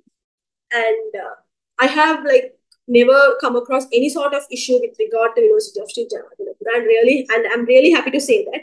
So there is no issues so far, I would say. So I have never encountered, or any of my co-students or like other students have not encountered anything. So hostel is also there. So I am a day scholar. So since I am from Colombo, I go as a day scholar. But there are hostel facilities for students who are coming from faraway places. And the thing is, yeah, it is very much safe. And there are certain rules that I guess you all will have to get to the hostel by maximum night 8 o'clock or something. 8 or 6, I'm not very sure about that. So there are certain things like that. But yeah, Japura is a really safe place for girls. And hostel is very much good, up to my knowledge. The students, even they were like, they have provided iftar facilities, sahar facilities for the students. So you all do not have to bother like, oh my God, it's a place totally new. Yeah, it's totally new, but you all have really supportive seniors as well as a good management. So there might not be any religious discrimination. Nothing is there. So you all do not have to bother about those facts when you are considering Japura Uni. So that it is a completely safe place for girls, boys, both gender, and hostel. Yeah, hostel is also a really good place. Okay, and then the next question is, okay, the same question. Okay, so Japura management is at scope. So that is what I was discussing. Okay, Japura management is at scope is, so I'm talking based on my year. So my year is actually 2022. I sat for my A-levels in 2022, where I entered into university in 2024, yet I got the book back in 2023. So the handbook which I have is 2023 handbook. According to the handbook, the Z score which is required for University of Sri Jawadanapura is 1.7857. So this is actually the cut-off marks of the previous year. So you all always have a guide. So that is, this cutoff which is given in your handbook is just a number which is not relevant for your year. It's actually a thing which they give for you all to guide you all. So it is not something which you all should solely rely on. Sometimes this value might increase or decrease. So the thing is, currently, I mean, I'm talking about 2023, not currently. So I don't know about the current year's one, but it might be a bit high or less than this, but very much closer to this value. So in such a situation, it is 1.7857. And then Colombo management is 1.7286. So if you are a student who has an Z score of maybe, we'll say 1.71, 1.72, 1.75, 1.8, 1.9, no issues apply. So try to maintain a small gap. But if you are less than the cutoff, try to maintain a small gap. But if you're above the threshold or cutoff, you all do not have to worry about anything.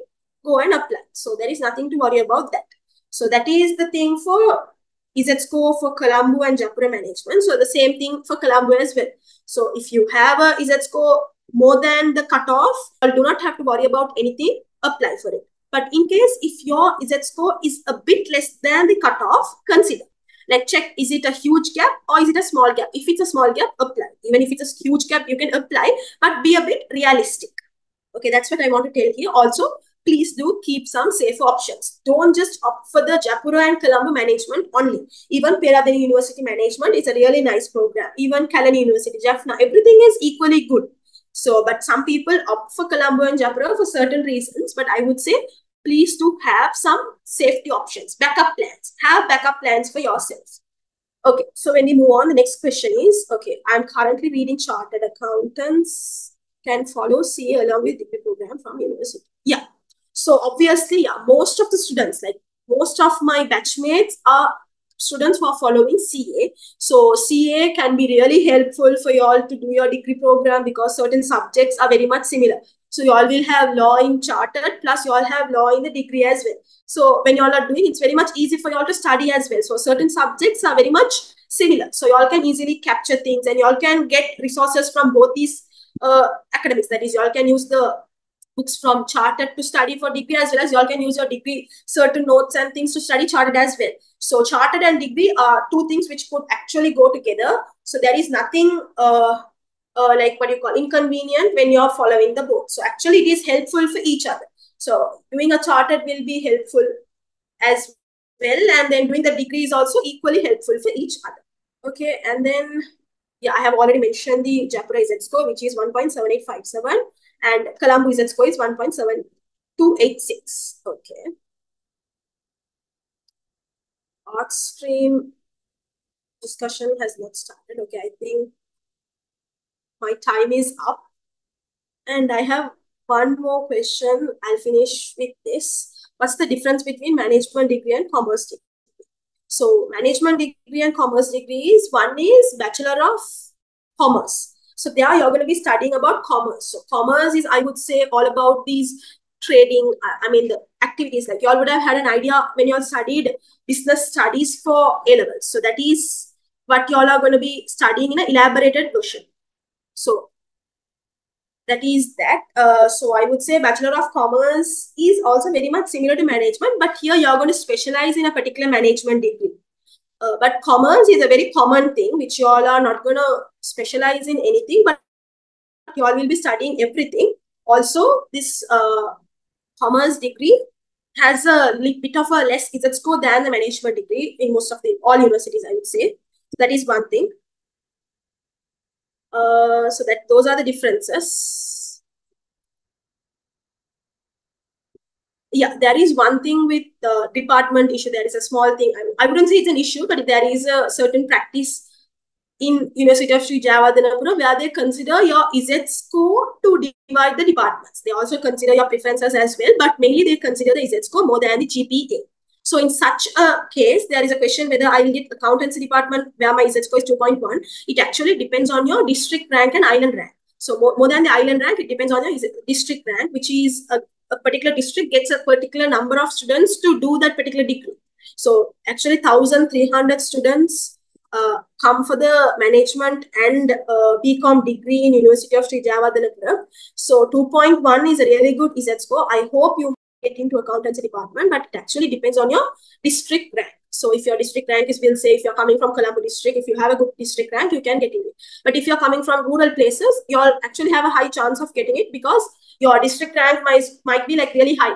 So you all might be district second, third, that kind of situation will be there, especially if you're coming from east or rural areas like that. Your district ranks are really high. Also, you all can easily get into these departments. Okay, so Gampaha district 29. If the allocation is there, you all can obviously get in. So I'm not like really sure about this, but I think you all can get into accountancy department. If not accountancy, you can get into finance department. Okay, so I think that's it for today. So I think I have cleared all your doubts, questions, and queries. And I would like to end the session now. And thank you very much for your participation. And I would like to thank for the Muslim Majlis yet again. And I would like to pass the platform to Mariam Arif in order to conduct the career guidance program for the art stream. Thank you, guys. Assalamu alaikum everyone, and thanks for having me here. Thanks, Muslim Majlis, for having me here and giving me the opportunity to guide you, the art students, for the university application. And congratulations for all of you for who have passed such a big milestone, which is the national A levels, which is exactly a very big milestone in our Sri Lankan education system. So congratulations for all of us for passing with high colors. And what's your next step? That's everyone's question. So you have passed the exams and now you have got good results, good SAT score and everything, and people are pampering you like what is the university you're going to fill, which is the course you want to follow, what is your passion, what is your in which university you would like to enroll, what's your future ambition, and all those questions, right?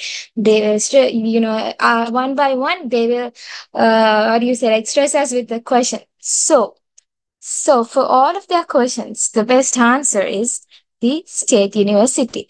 So as you have got good, good SAT score and district rank and everything, you are eligible to apply for the state universities. So there are some situations where, student did not get enter into state universities, though they had good rank, good SAT score and good results because of the university preference list, because of the course preference list they have put, like the prioritization. So the application, the application procedure to enroll in state university is really, a very critical and complex part. But if we have if we do it in a very proper guidance with proper research, then it's a very easy task, and easily we might be able to get into the state universities. So facts to be noted. So your application period is starting from 14th June 2024 to 5th July 2024. So within this period, you can apply for the state universities. And after that, okay, so let's say now you have applied for the courses, and now you have a change of mind. You want to put your third course in your as your first as your first course in your preference list, and you want to change the first into third. So you want to change the number of courses in between. So if you have you have to change the courses and you have some confusions and everything, for the preference order, you can change the order within the 2 weeks of the application period. As soon as you apply your applications for the UGC, for the university enrollments, you can change the preference order till 19 July 2024. Okay, so before applying for the university courses and universities, please go through the UGC handbook very clearly. Read plenty of times. Read one, twice, or thrice, or what. No matter how much time you can read, it's better to go through and read it and grasp all the knowledge that they have been shared. And after that, after reading the UGC book, prepare your preference list, your own preference list. That preference list shouldn't be manipulated, by third party talks. Let's say that your friend has chosen some course of study in University of let's say like Colombo, and you just want to go to accompany her because you don't want to lose your friendship and connection and blah blah, and you're applying, but you really don't like the course of study. So what's the point of applying and going, right? So based on your own interest, your passion, your ambition, prepare your preference list and go through that, and then apply it according to your preference list. So when you prepare your preference list, you have to, it's better, this is just a draft idea. Roughly, you can, take a piece of paper and write down the courses you like to follow. Like it has to be in a very hierarchical order. So let's say first you want to apply for law in University of Colombo. That's your first and foremost preference. Okay, that's the only one you want to get into. And let's say your Z score is pretty much, near to that. But maybe, that score differs from year to year. You are in a kind of confusion. Okay, what if I don't get this? So you have a backup plan. Okay, so you're applying. So in Sri Lanka, we have law degree in 3 state universities: Colombo, University of Peradeniya, and University of Jaffna. And you have applied all these 3 in the first, second, third. And in fourth, you want to follow the GIS course in University of Peradeniya. And in the fifth one, you can, you're applying for, what do you say, uh, you're applying for arts general art, the arts faculty in University of Colombo and arts in University of Sri Jayawardhanapura. So you have, ordered your list, and for all these courses, you have the particular course code. So sorry, not course code, the Unicode. You have the specific Unicode. So it's better to write those Unicodes because these are the Unicodes that you will be filling in your online applications. In your online applications, we are not going to type or, what do you say, tick the courses, then the specific course names, but we are going to tick the specific Unicode. So it's always better to know and to understand your Unicodes and the universities.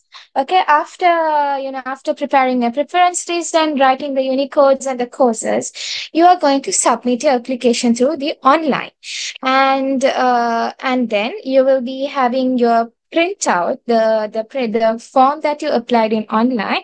It always the submission is in two ways, through online and also through registered post. So you'll be taking a printout of your online form, and you will be registering the post to the UGC address.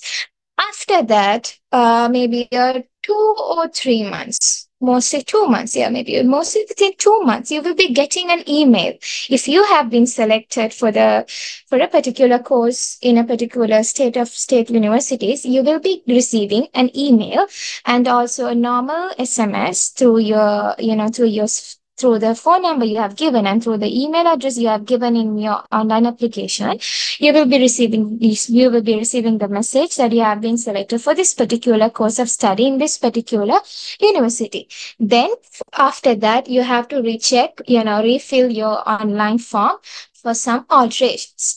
So these alterations mean there is one thing called the weighting, the promotion declaration. So I will be explaining those things, after we go through the courses. So after getting the email or message from the university, you will be going through some alterations, and then finally you will be submitting the form for the selected universities that saying that this candidate will be registering for this course of study in this university, successfully or like that. So yeah, so these are the basic mandatory procedures to apply the university application form. So let's skip to next one. Okay, so these are some of the new changes in the system of state universities that have been implemented from 2024. So before, when I was applying for universities, I sat for A levels in 2022 and got selected for the university in 2020. Sat for the exams in 2022 and selected for the university in 2024, which is this year. And now I'm in my second semester, almost nearing the first year.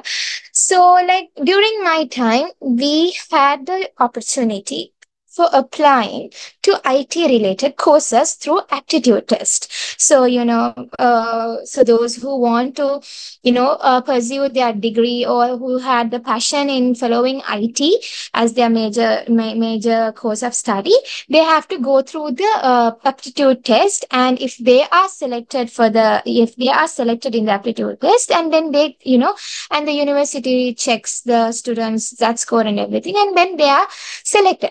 But this time, I don't know whether to say this unfortunately or sadly, it's better to skip those words. So this time in 2024, these 39 courses have been removed from the necessity of passing the aptitude test in order to follow the particular course, mostly IT-related course, and also the translation study. So now, from this year, those IT-related courses are only available for maths and science students, not for the art students. Maybe this is a very unfortunate situation because before art students had the opportunity to learn IT, but now it has been removed. We don't know why, and that's kind of none of our business here. So yeah, and translation studies is now only available for the art students, and it requires some specifications that you have to either, if you have taken English as a subject, English subject number 73, or Tamil or Sinhala, these three national languages. If you have taken these subjects and if you have got COS pass, if I'm not mistaken, you can apply. You can apply for the translation studies.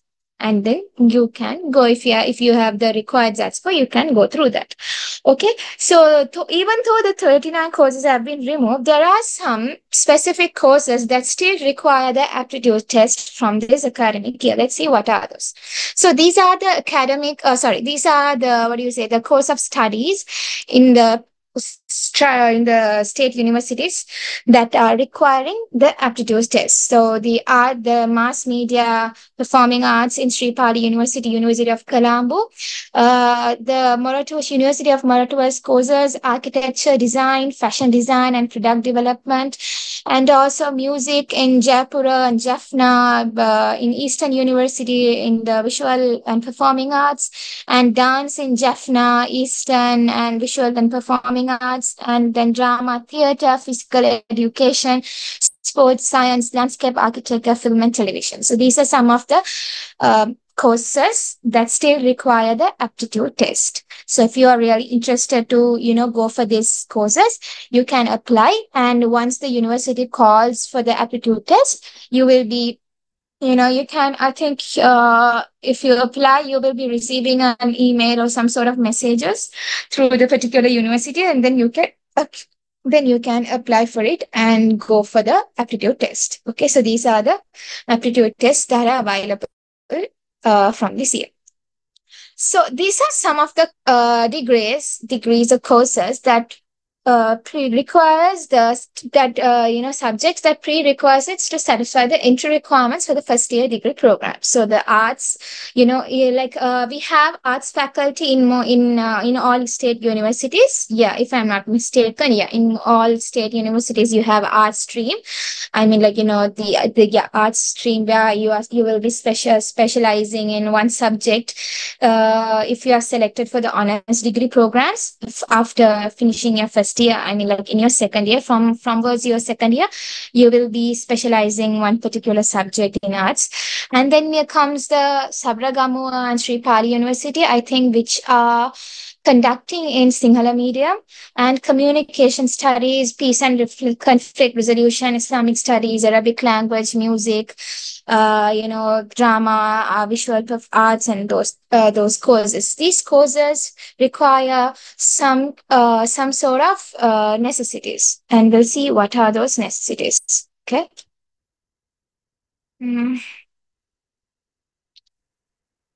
Okay, so for this, I will be sharing the UGC book. Can you all see the UGC book here? The pages. Is it visible for you all? Can you all see the? Yeah, okay, thank you. So the course of study in arts offered by Sri Pali campus of the University of Colombo. So here, this university is offering 2 degree programs. One is Bachelor's of Arts Honors in Performing Arts and Mass Media. So these 2 degrees require some special requirements. So here, these are some of the requirements that you have to you have to consider when you are applying for this degree. So you should have taken not more than 2 languages, not more than 1 subject from religion and civilization basket, not more than technological subjects, and not more than 1 of the following subjects in your A levels. Okay, this is the requirement that requires from your A level study, and this is something from your O levels that you should have had S pass in English at the GCE O-level examination. And then for this, you have an aptitude test, which we already seen. Yeah, right? They will be conducting an aptitude test, and then if you are pass only, then you can get it. No matter if you have the required ZSCO and if you haven't passed the aptitude test, unfortunately, you won't be able to get into this course of study. If you pass the aptitude test, then you can. And also there is another situation where, even if you have passed the aptitude test and your ZSCO is not pretty much near to their required ZSCO, then you might be dropped out from the degree, because let's say there are plenty of students who have possessed the required ZSCO more than yours. So in that case, the preference will be given to the higher ZSCO students. Okay, even though the candidate passes the aptitude exam. So the aptitude exam might be an interview, practical test, or the written test. So another one, the second one is the course of study in arts offered by Sabragama University of Sri Lanka. So the proposed intake is 350 for an year, and this university also offers 2 degree programs, arts honors, and also a bachelor's of arts, which is a general degree for the 3 years. So these are the subjects that are offered in these 2 degree programs, and out of these subjects, you will be specializing in one subject according to your GPA, either according to your interest. Okay, so these subjects are conducted in English and Sinhala medium, except the language parts.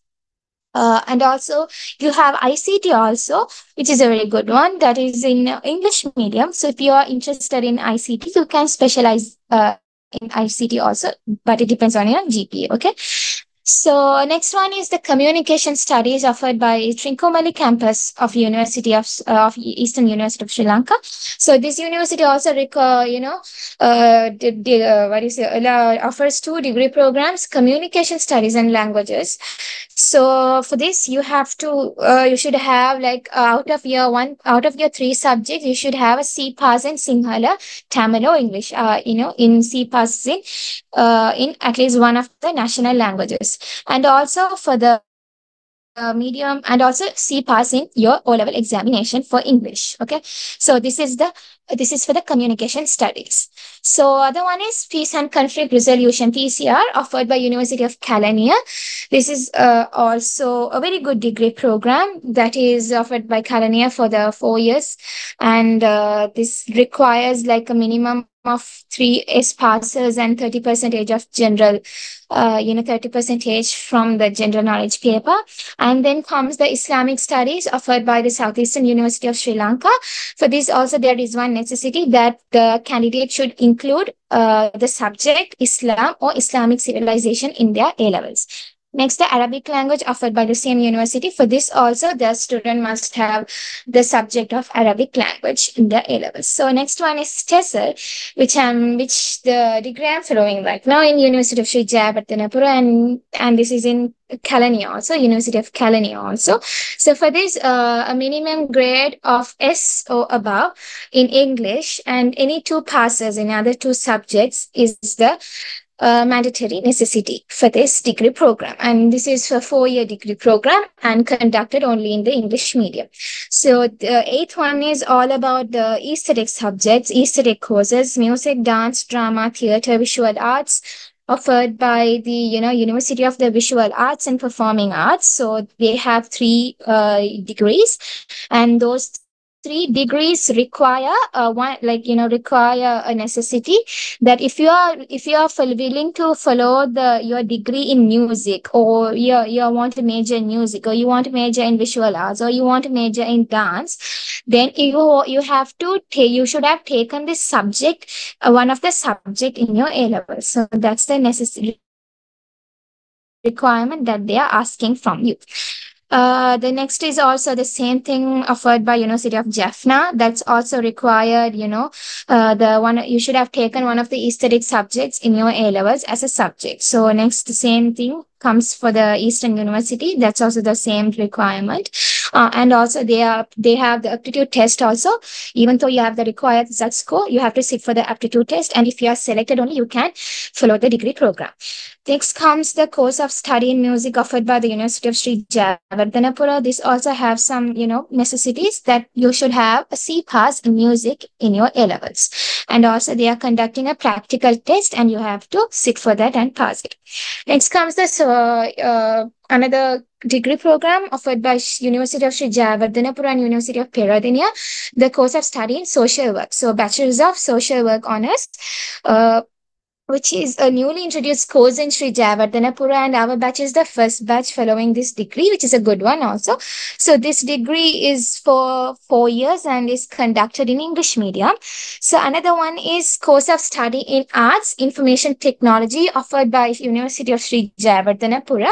For this, the necessity is the candidate should have C pass in mathematics at their GCE O-level examination. So this is also for 4 years, and the medium of instruction is English. So apart from this, courses that are specifically allowed for the art students. There are some other courses where the art students can apply, like law, architecture, design, fashion designs and product development, and then tourism and hospitality management, GIS, geographical information science, which is a very good one that requires, I think, that requires a very good high ZAT score, and you should have taken geography as a subject in your A levels.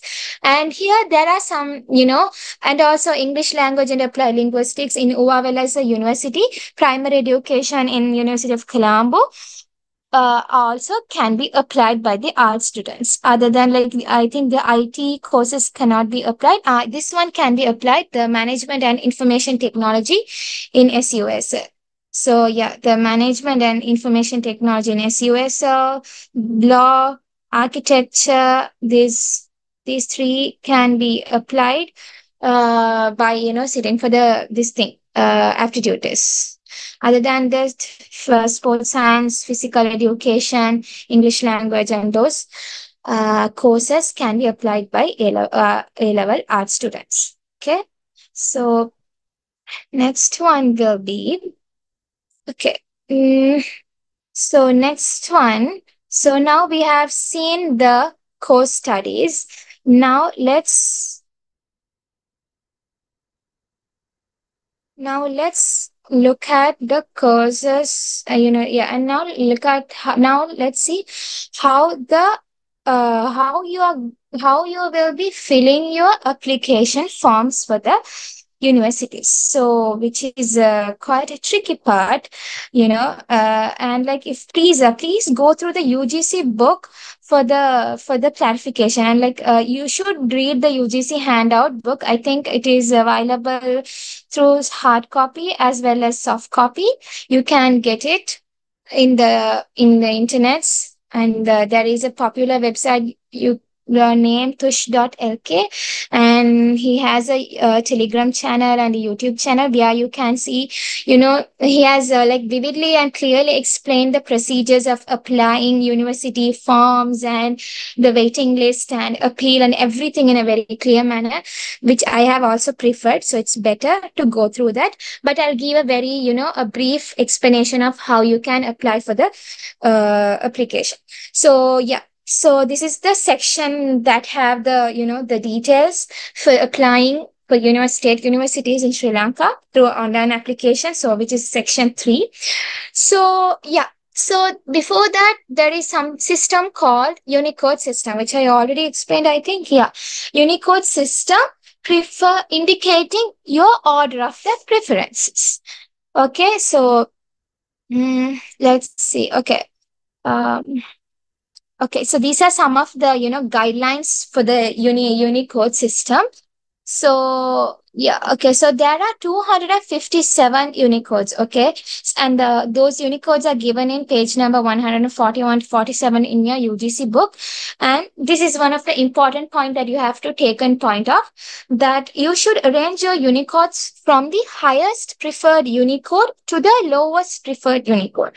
Let's say now you are like, you want to apply for 25 courses for the state universities, and your first 10 priority list is something that you want to be enrolled, and other 15 are like, you have like kind of a backup plan. You are thinking like, what if the ZAT score reduces, or what if the ZAT score increases, and if I haven't got into any of these 10, okay, it's okay if I have got into other the other 10, anyhow it's okay. I just want to enter the university, and let's see what is the plan. So if you want to so for the most thing, the highest preferred Unicode is the technique that you want to follow. Okay, so and also, you are advised to mark the maximum number of Unicodes which they are eligible to apply when filling the application. Some students think that, like, what if the UGC members or UGC employers see my form? Like, who is the student who has applied for like 100 of courses?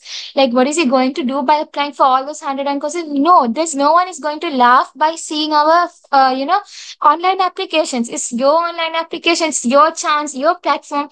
You just apply for whatever whatever the courses you want, don't lose the chance. Okay, because you have given the chance to apply for 257 courses. So at least you can apply, not all the 257, at least, like 50 or 25 or whatever, what the courses that you are interested in. Okay, so you are advised to mark the maximum number of the Unicodes.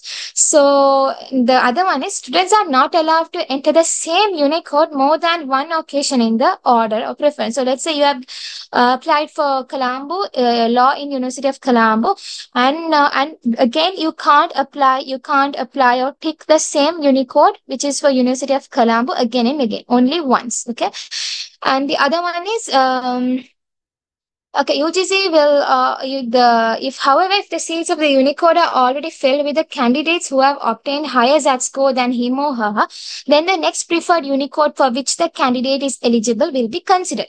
Let's say the law in University of Colombo is requiring 2.0 and you have got 1.8, and still there are chances to get into University of Colombo, but all the 50 seats are like filled, so you don't have vacancy in University of Colombo, which is your first preference, choice in your preference list. Then automatically you will be selected for your second preference order, which might be law in University of Peradeniya. So law in University of Peradeniya requires 1.7 and yours is 1.8. Wonderful, and then you will be straightly applied for University of Peradeniya. So this is what happens when we when the UGC, UGC process this informations. Okay. Yeah, the students are not eligible to apply for all 257 Unicodes because, among these 257 Unicodes, the courses for biological stream or math stream also include. So you can't apply for medicine, you can't apply for engineering. So that's not kind of advisable, right? So that's what is meant here. So however, each candidate can mark up to a maximum of 125 choices in the application. So you have given a very good opportunity. So just apply. Now, don't see your Z score. Don't compare your Z score with the previous year's Z score and apply, because Z scores differs from year to year. So it's better to apply according to your preference and your passion and interest. Okay. So yeah, there are a lot to talk about regarding the process, the online procedure. Okay. So before that, so this is the basis of assignment of students to the courses of study of the university. So like when a candidate has indicated preference for more than one course of study of a university, then he will be considered for admission to the course of study and the university which he has given in the first preference. So if the candidate is not selected for the course of the study, then he will be considered for the next, the next preference list.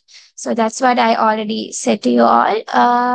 Okay, so let's say that you want to, so according to your preference list that you have given, you have chosen arts, the arts IT, AIT, Arts IT Institute, Jayawardhanapura University, which you really want to follow. So you have put that as your first preference order. And then second, you have put the financial economics as your second preference order in Sri Jayawardhanapura University. And third, as arts in University of Colombo. Okay, so you really want to get into IT in University of Sri Jayawardhanapura, but unfortunately you haven't been selected, and you have been selected for your second course of study, but you really don't want to go for the second course of study. So what you are doing is you're not registering for the course that you have been selected, and you're just you are just boycotting that. I don't want to get into this course of study because that's not my interest. So I don't want to get into that. I want to go. I reappear for the course that I've already put in the first preference list. And then you might think, okay, so as I have appealed, UGC might reconsider this option and send me to the course of study which I am interested in and which is actually in my first preference list. And this idea is obviously wrong. Because if you are not registered to the course of study that the UGC has given you, then you will not be considered for any other course of study in any other state universities. So even if you are not interested in the selected course, please apply for that, please register. And sometimes in the waiting rounds, you might get into the your first preferences. So anyhow, the waiting, the first waiting, second waiting, the third waiting works. If you are applied for your, or if you are registered for your course of study that has been selected by the UGC. So if you are not registering for that, then you won't be able to get into any other state universities for any other degree program. So be careful when you apply and when you consider. So this is the UGC address that you want to send your the online registered post. You want to take a printout of your online application. You want to send it to this address for the UGC. So you have to send it within 2 weeks from the closing date of application. So please, don't be careless, and please fill all the necessary informations and send it within 2 weeks from the closing date of applications. And another important thing is, if you want to change the Unicodes, if you want to change the preference list, so you have applied for Arts Information Technology in University of Sri Jayawardhanapura and second as Financial Economics, but like after sending the application form for the UGC and through the online application, and you have the change of mind and you want to rechange your order. So that should be done within the 2 weeks after submitting your previous, before submit, after submitted your previous online application and the registered course. So it should happen after 2 weeks within the closing date of application. So after that, what you can do is you have to revisit your online application form before, if you at the first time when you are applying for the universities in the online application form, you will be receiving an username and some password and some you see username and password. And if you want to rechange your preference list, you have to use these two, username and password, to refill and rechange the Unicodes in your online application. So after that, you will be changing the order, and again you have to send that to the UGC through online application. And also you have to take a printout of the changed odd list of order, and again you have to send it to the UGC. Again you have to send it through the registered post to the UGC. I think, if I'm not mistaken, you have to pay 50 rupees. 50 rupees for that, and you have to send that. So this is the procedure. And this is the, as it is mentioned here, 50 rupees for the registration fee to the bank or online credit of the UGC addressed before the last date given for the registration by the UGC. So if you are a private candidate, until now what I've talked is like applied for the school candidates. So if you are a private candidate, you have to have a you have to have your school leaving certificate, which is signed by the Commissioner for Oaths or Justice of Peace. That's all, I think. This is about the promotion declaration. This regarding the promotion declaration, this is about the promotion declarations, where you want to change your course of study to a different university. So here, applicants who request that their course of study of the university have instead to be changed to another course of study of a university, they have given a lower preference for which the requirements for admission have been fulfilled. So in order to consider appeals for a change of course of study of the university in relevant course of the study, students' order of the Z score will be taken into consideration, because other students might have also been applied, and they might also be appealed for the vacancy vacancies and appeal for the universities. So here your Z score is very important because it's kind of a competition, because you like there will be like hundreds of students who might have appealed. So we think among those hundreds of students, if your Z score stands up, then you will be considered for your appeal. But if your Z score doesn't match with their requirements, then unfortunately you won't be, and you have to stay in your selected university and course. Okay. So yeah, these are the and here you have some. Here you have the in section 5, you have the methods of online application for university admission. So please go through this. They have explained in a clear details. They have given the snaps of the online application form and everything. So please read this and go through all of the information. And also, as I've already mentioned, go through the video of tush.lks. And if I'm not mistaken, I think they have uploaded a video in UGC website also, like how to apply for the online application and stuff. So yeah, I think that's all.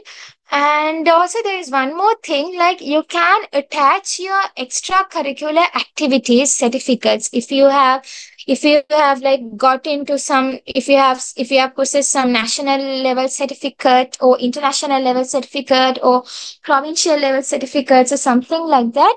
And if you think your Z score kind of lacks in between, and you can attach those certificates, and then you might be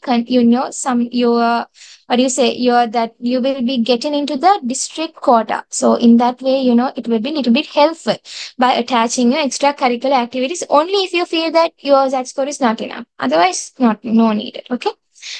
So yeah, I think that's all.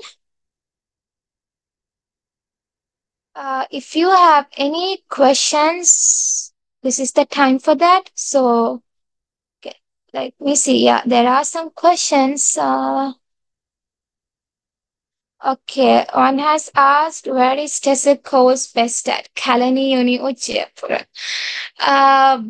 Like, I really can't answer it because I really don't know. Because as I have enrolled and as I'm following a TESOL degree in University of Jaipur, I think I love Jaipur and I'm enjoying my university life in Jaipur so far.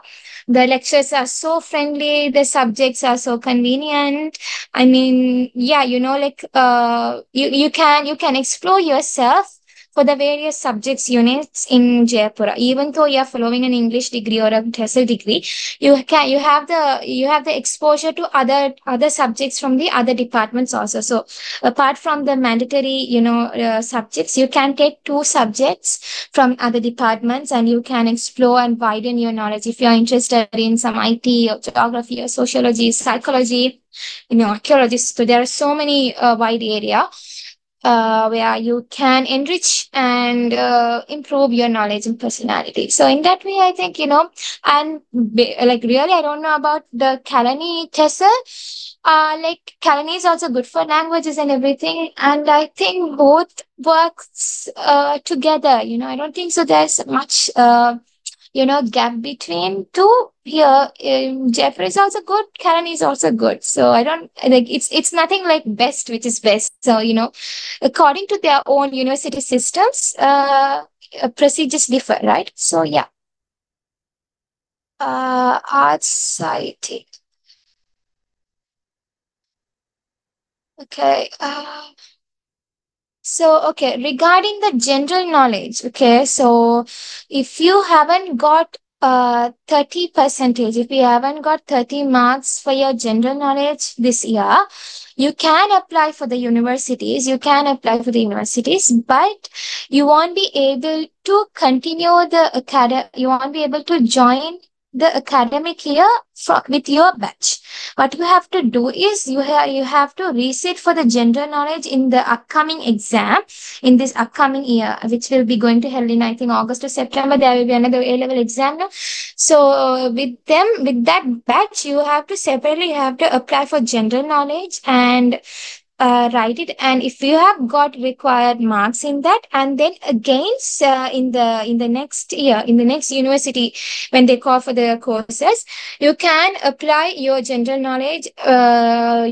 They have some particular procedures for that, which I'm not very clear about that. But the one thing is, you can apply for the universities, and you will be getting an email by so if you have the required ZASCO, you will be getting an email of the selected university. But one thing is for sure, you have to sit for the general knowledge again, and you have to attach that mark sheet. If you have got the marks, you have to attach that mark sheet, and you have to submit for the university that has already been given to you, where you have already been selected for the particular course in particular university. You have to you have to inform them. You can send a letter, and that I've got the required general knowledge marks for this year, so I can apply for this year, and I can join my academic year in this particular university. So you can apply for the university. Yeah, even if you get your GK results, you can continue your academic studies in that particular university, but you can't join with your batch. You have to join with the particular batch. Yeah, there are IT courses for our students in Jayawardhanapura. You are directly you are allowed into an IT field, IT degree, where you will be having like Bachelor's of Arts honors in IT, which is they have the name like in arts you have IT. Yeah, so that's the arts IT. Yes, like in short form they call like AIT, Arts Information Technology, which is a direct intake. You will be following it from your first year, so which is a 4 years. You also have an IT. And also in Jayawardhanapura, if you are selected for the general arts and in first year, you will be having the aptitude test for following the BSc in IT. You have 2 IT degrees. One is BA in IT and BSc in IT. So BA in IT is a direct intake, which doesn't require any sort of aptitude test. It depends on your ZAT score. But BSc in IT is if you are if you are selected for general arts and you are willing to follow IT as a subject, then you have to sit for the aptitude test. That will be programmed by the university. Then you will be sitting for that exam, and then if you are past the limit, or if you are past their requirements, then you will be you can follow the IT as a subject from your first year. But the specialization is dependent on your second semester's GPA. So I mean like not second semester, I think from throughout your first year's GPA. Yeah. Throughout your first year GPA, if you are passed for that particular required GPA, then you can specialize in IT, and then you will be having your degree as BSc Hons in IT. But BA in IT doesn't require any aptitude test or any dependency on GPA. Like it directly, you are an IT graduate. Okay. Standard. Okay, there's one question regarding the application. As I already mentioned, application is done in 2 ways. One is online application, and after while submitting the online application, you have to take the you have to save it as a PDF of your online application, and then you have to take a printout, and then you have to register, post it through the registered post. You have to address it to the UGC office. So yeah. Okay, regarding the hostels for the students who are from far away from Jayawardhanapura, from Colombo, yeah, there are hostel facilities. Even I'm in hostel, and hostel is very good. It's really safe. Everything is good. Alhamdulillah, everything is good so far, and nothing to worry. Like there are so many students who are from Eastern Province, from Central some from Kandy, from Velimada, from Kurunagal, like from all over the area, from all over Sri Lanka. There are students who are living and who are studying from the hostel. Hostel is pretty safe. Hostel is very safe, and like everything is okay. Food facilities and everything is yeah, almost good. And anyhow, you can't expect that home comfort in hostels, right? So hostel is hostel anyways, but it's safe and it's available for the for the students who are from far away from the university premises. Okay, so hostel is safe and the environment is safe, and Jaipura is like 0% of like, it's like total free of ragging culture. That is, I haven't even experienced any kind of ragging so far, alhamdulillah. And yeah, Jaipura is a really good environment. It's safe. Hostel facilities are there. There's no ragging. And like, you have to fill that anti-ragging declaration form while you are, submitting your applications for the universities. So yeah, we are like openly we are declaring an anti-ragging form now. So there is no ragging. Yeah. Jayapura is one of the best universities I have ever seen. And I mean, like, I haven't gone for the universities, but Jayapura is good. Uh, yes. Okay. There are so many questions. Okay. Does the Z score 1.0 generally work for? Is it applicable? So the thing is regarding Z score differs from year to year, no? So like during my year, 1.0, like 1 point, like it depends on your subjects also. If you have done Islamic civilization or Islam in your A levels, then you will be you can apply for Islamic studies. Yeah, if I'm, yeah, Islamic studies or like Arabic language in Southeastern universities, which is a direct intake. And 1.0, I think during my time, my friends also who took Islam in their A levels, and they applied for applied for IC. IC means Islamic studies in Southeastern University of Sri Lanka. They applied and they have been selected also. Actually, I have done TESOL. Okay, I have done TESOL.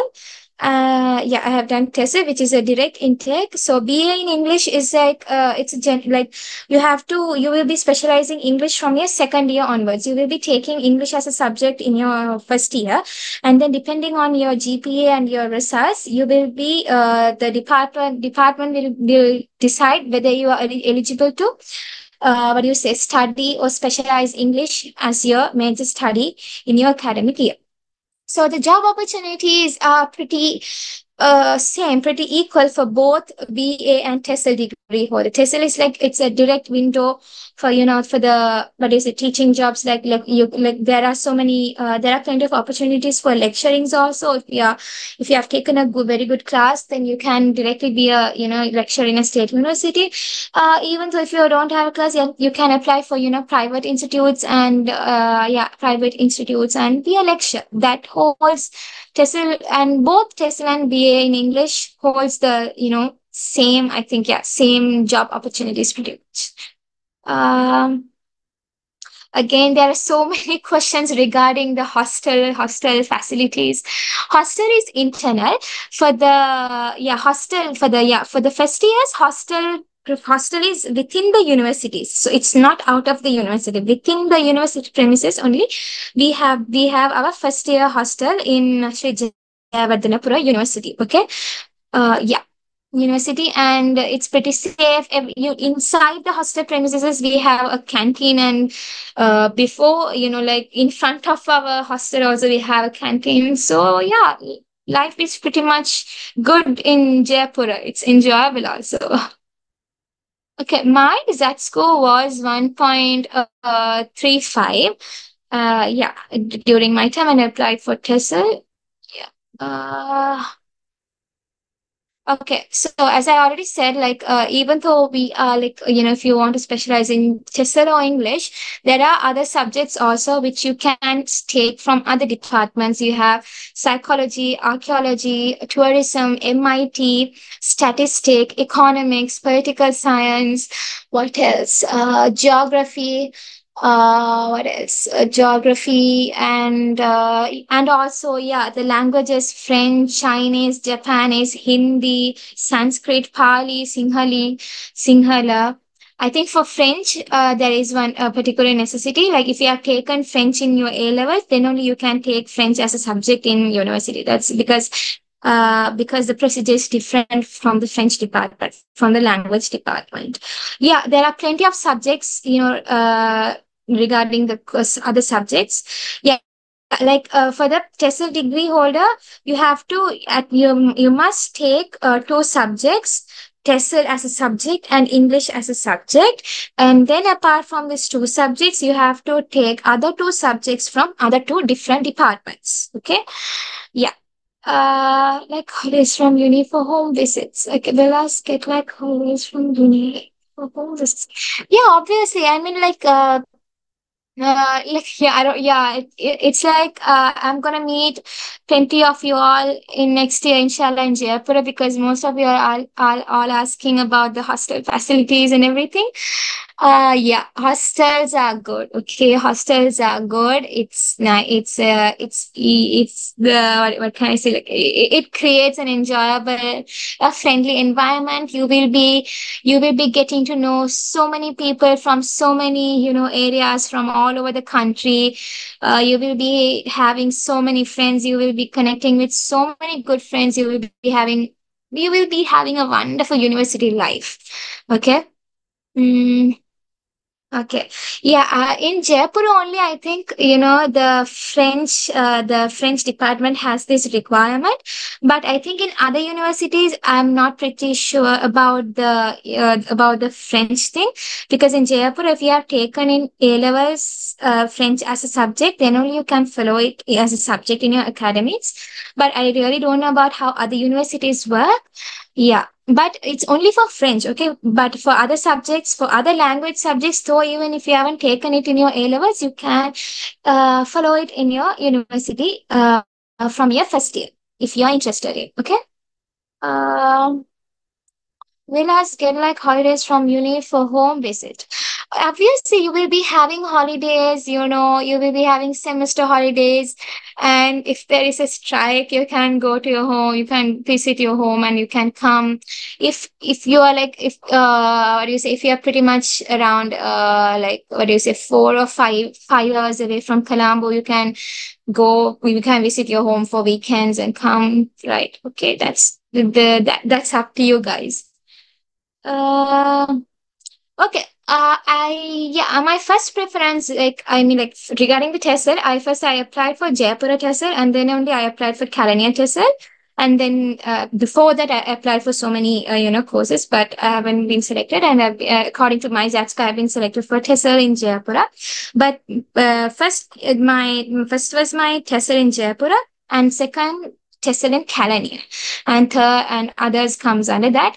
So regarding my Z score, I was selected for TESOL in Jaipur because I really want to I'm pretty much, like I have I'm school a bit safe in Kala. I'm a bit safe in Kala because I have my family and relatives there. So that's why I selected Jaipura. And Kalani is also within the Kalam district, right? So it's not far away from, yeah. So as I've been applied Jaipura TESOL before Kalani, I have been selected. Okay.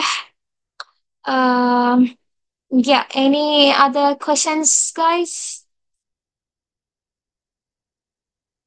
There's so many questions regarding hostel facilities, holidays, and everything.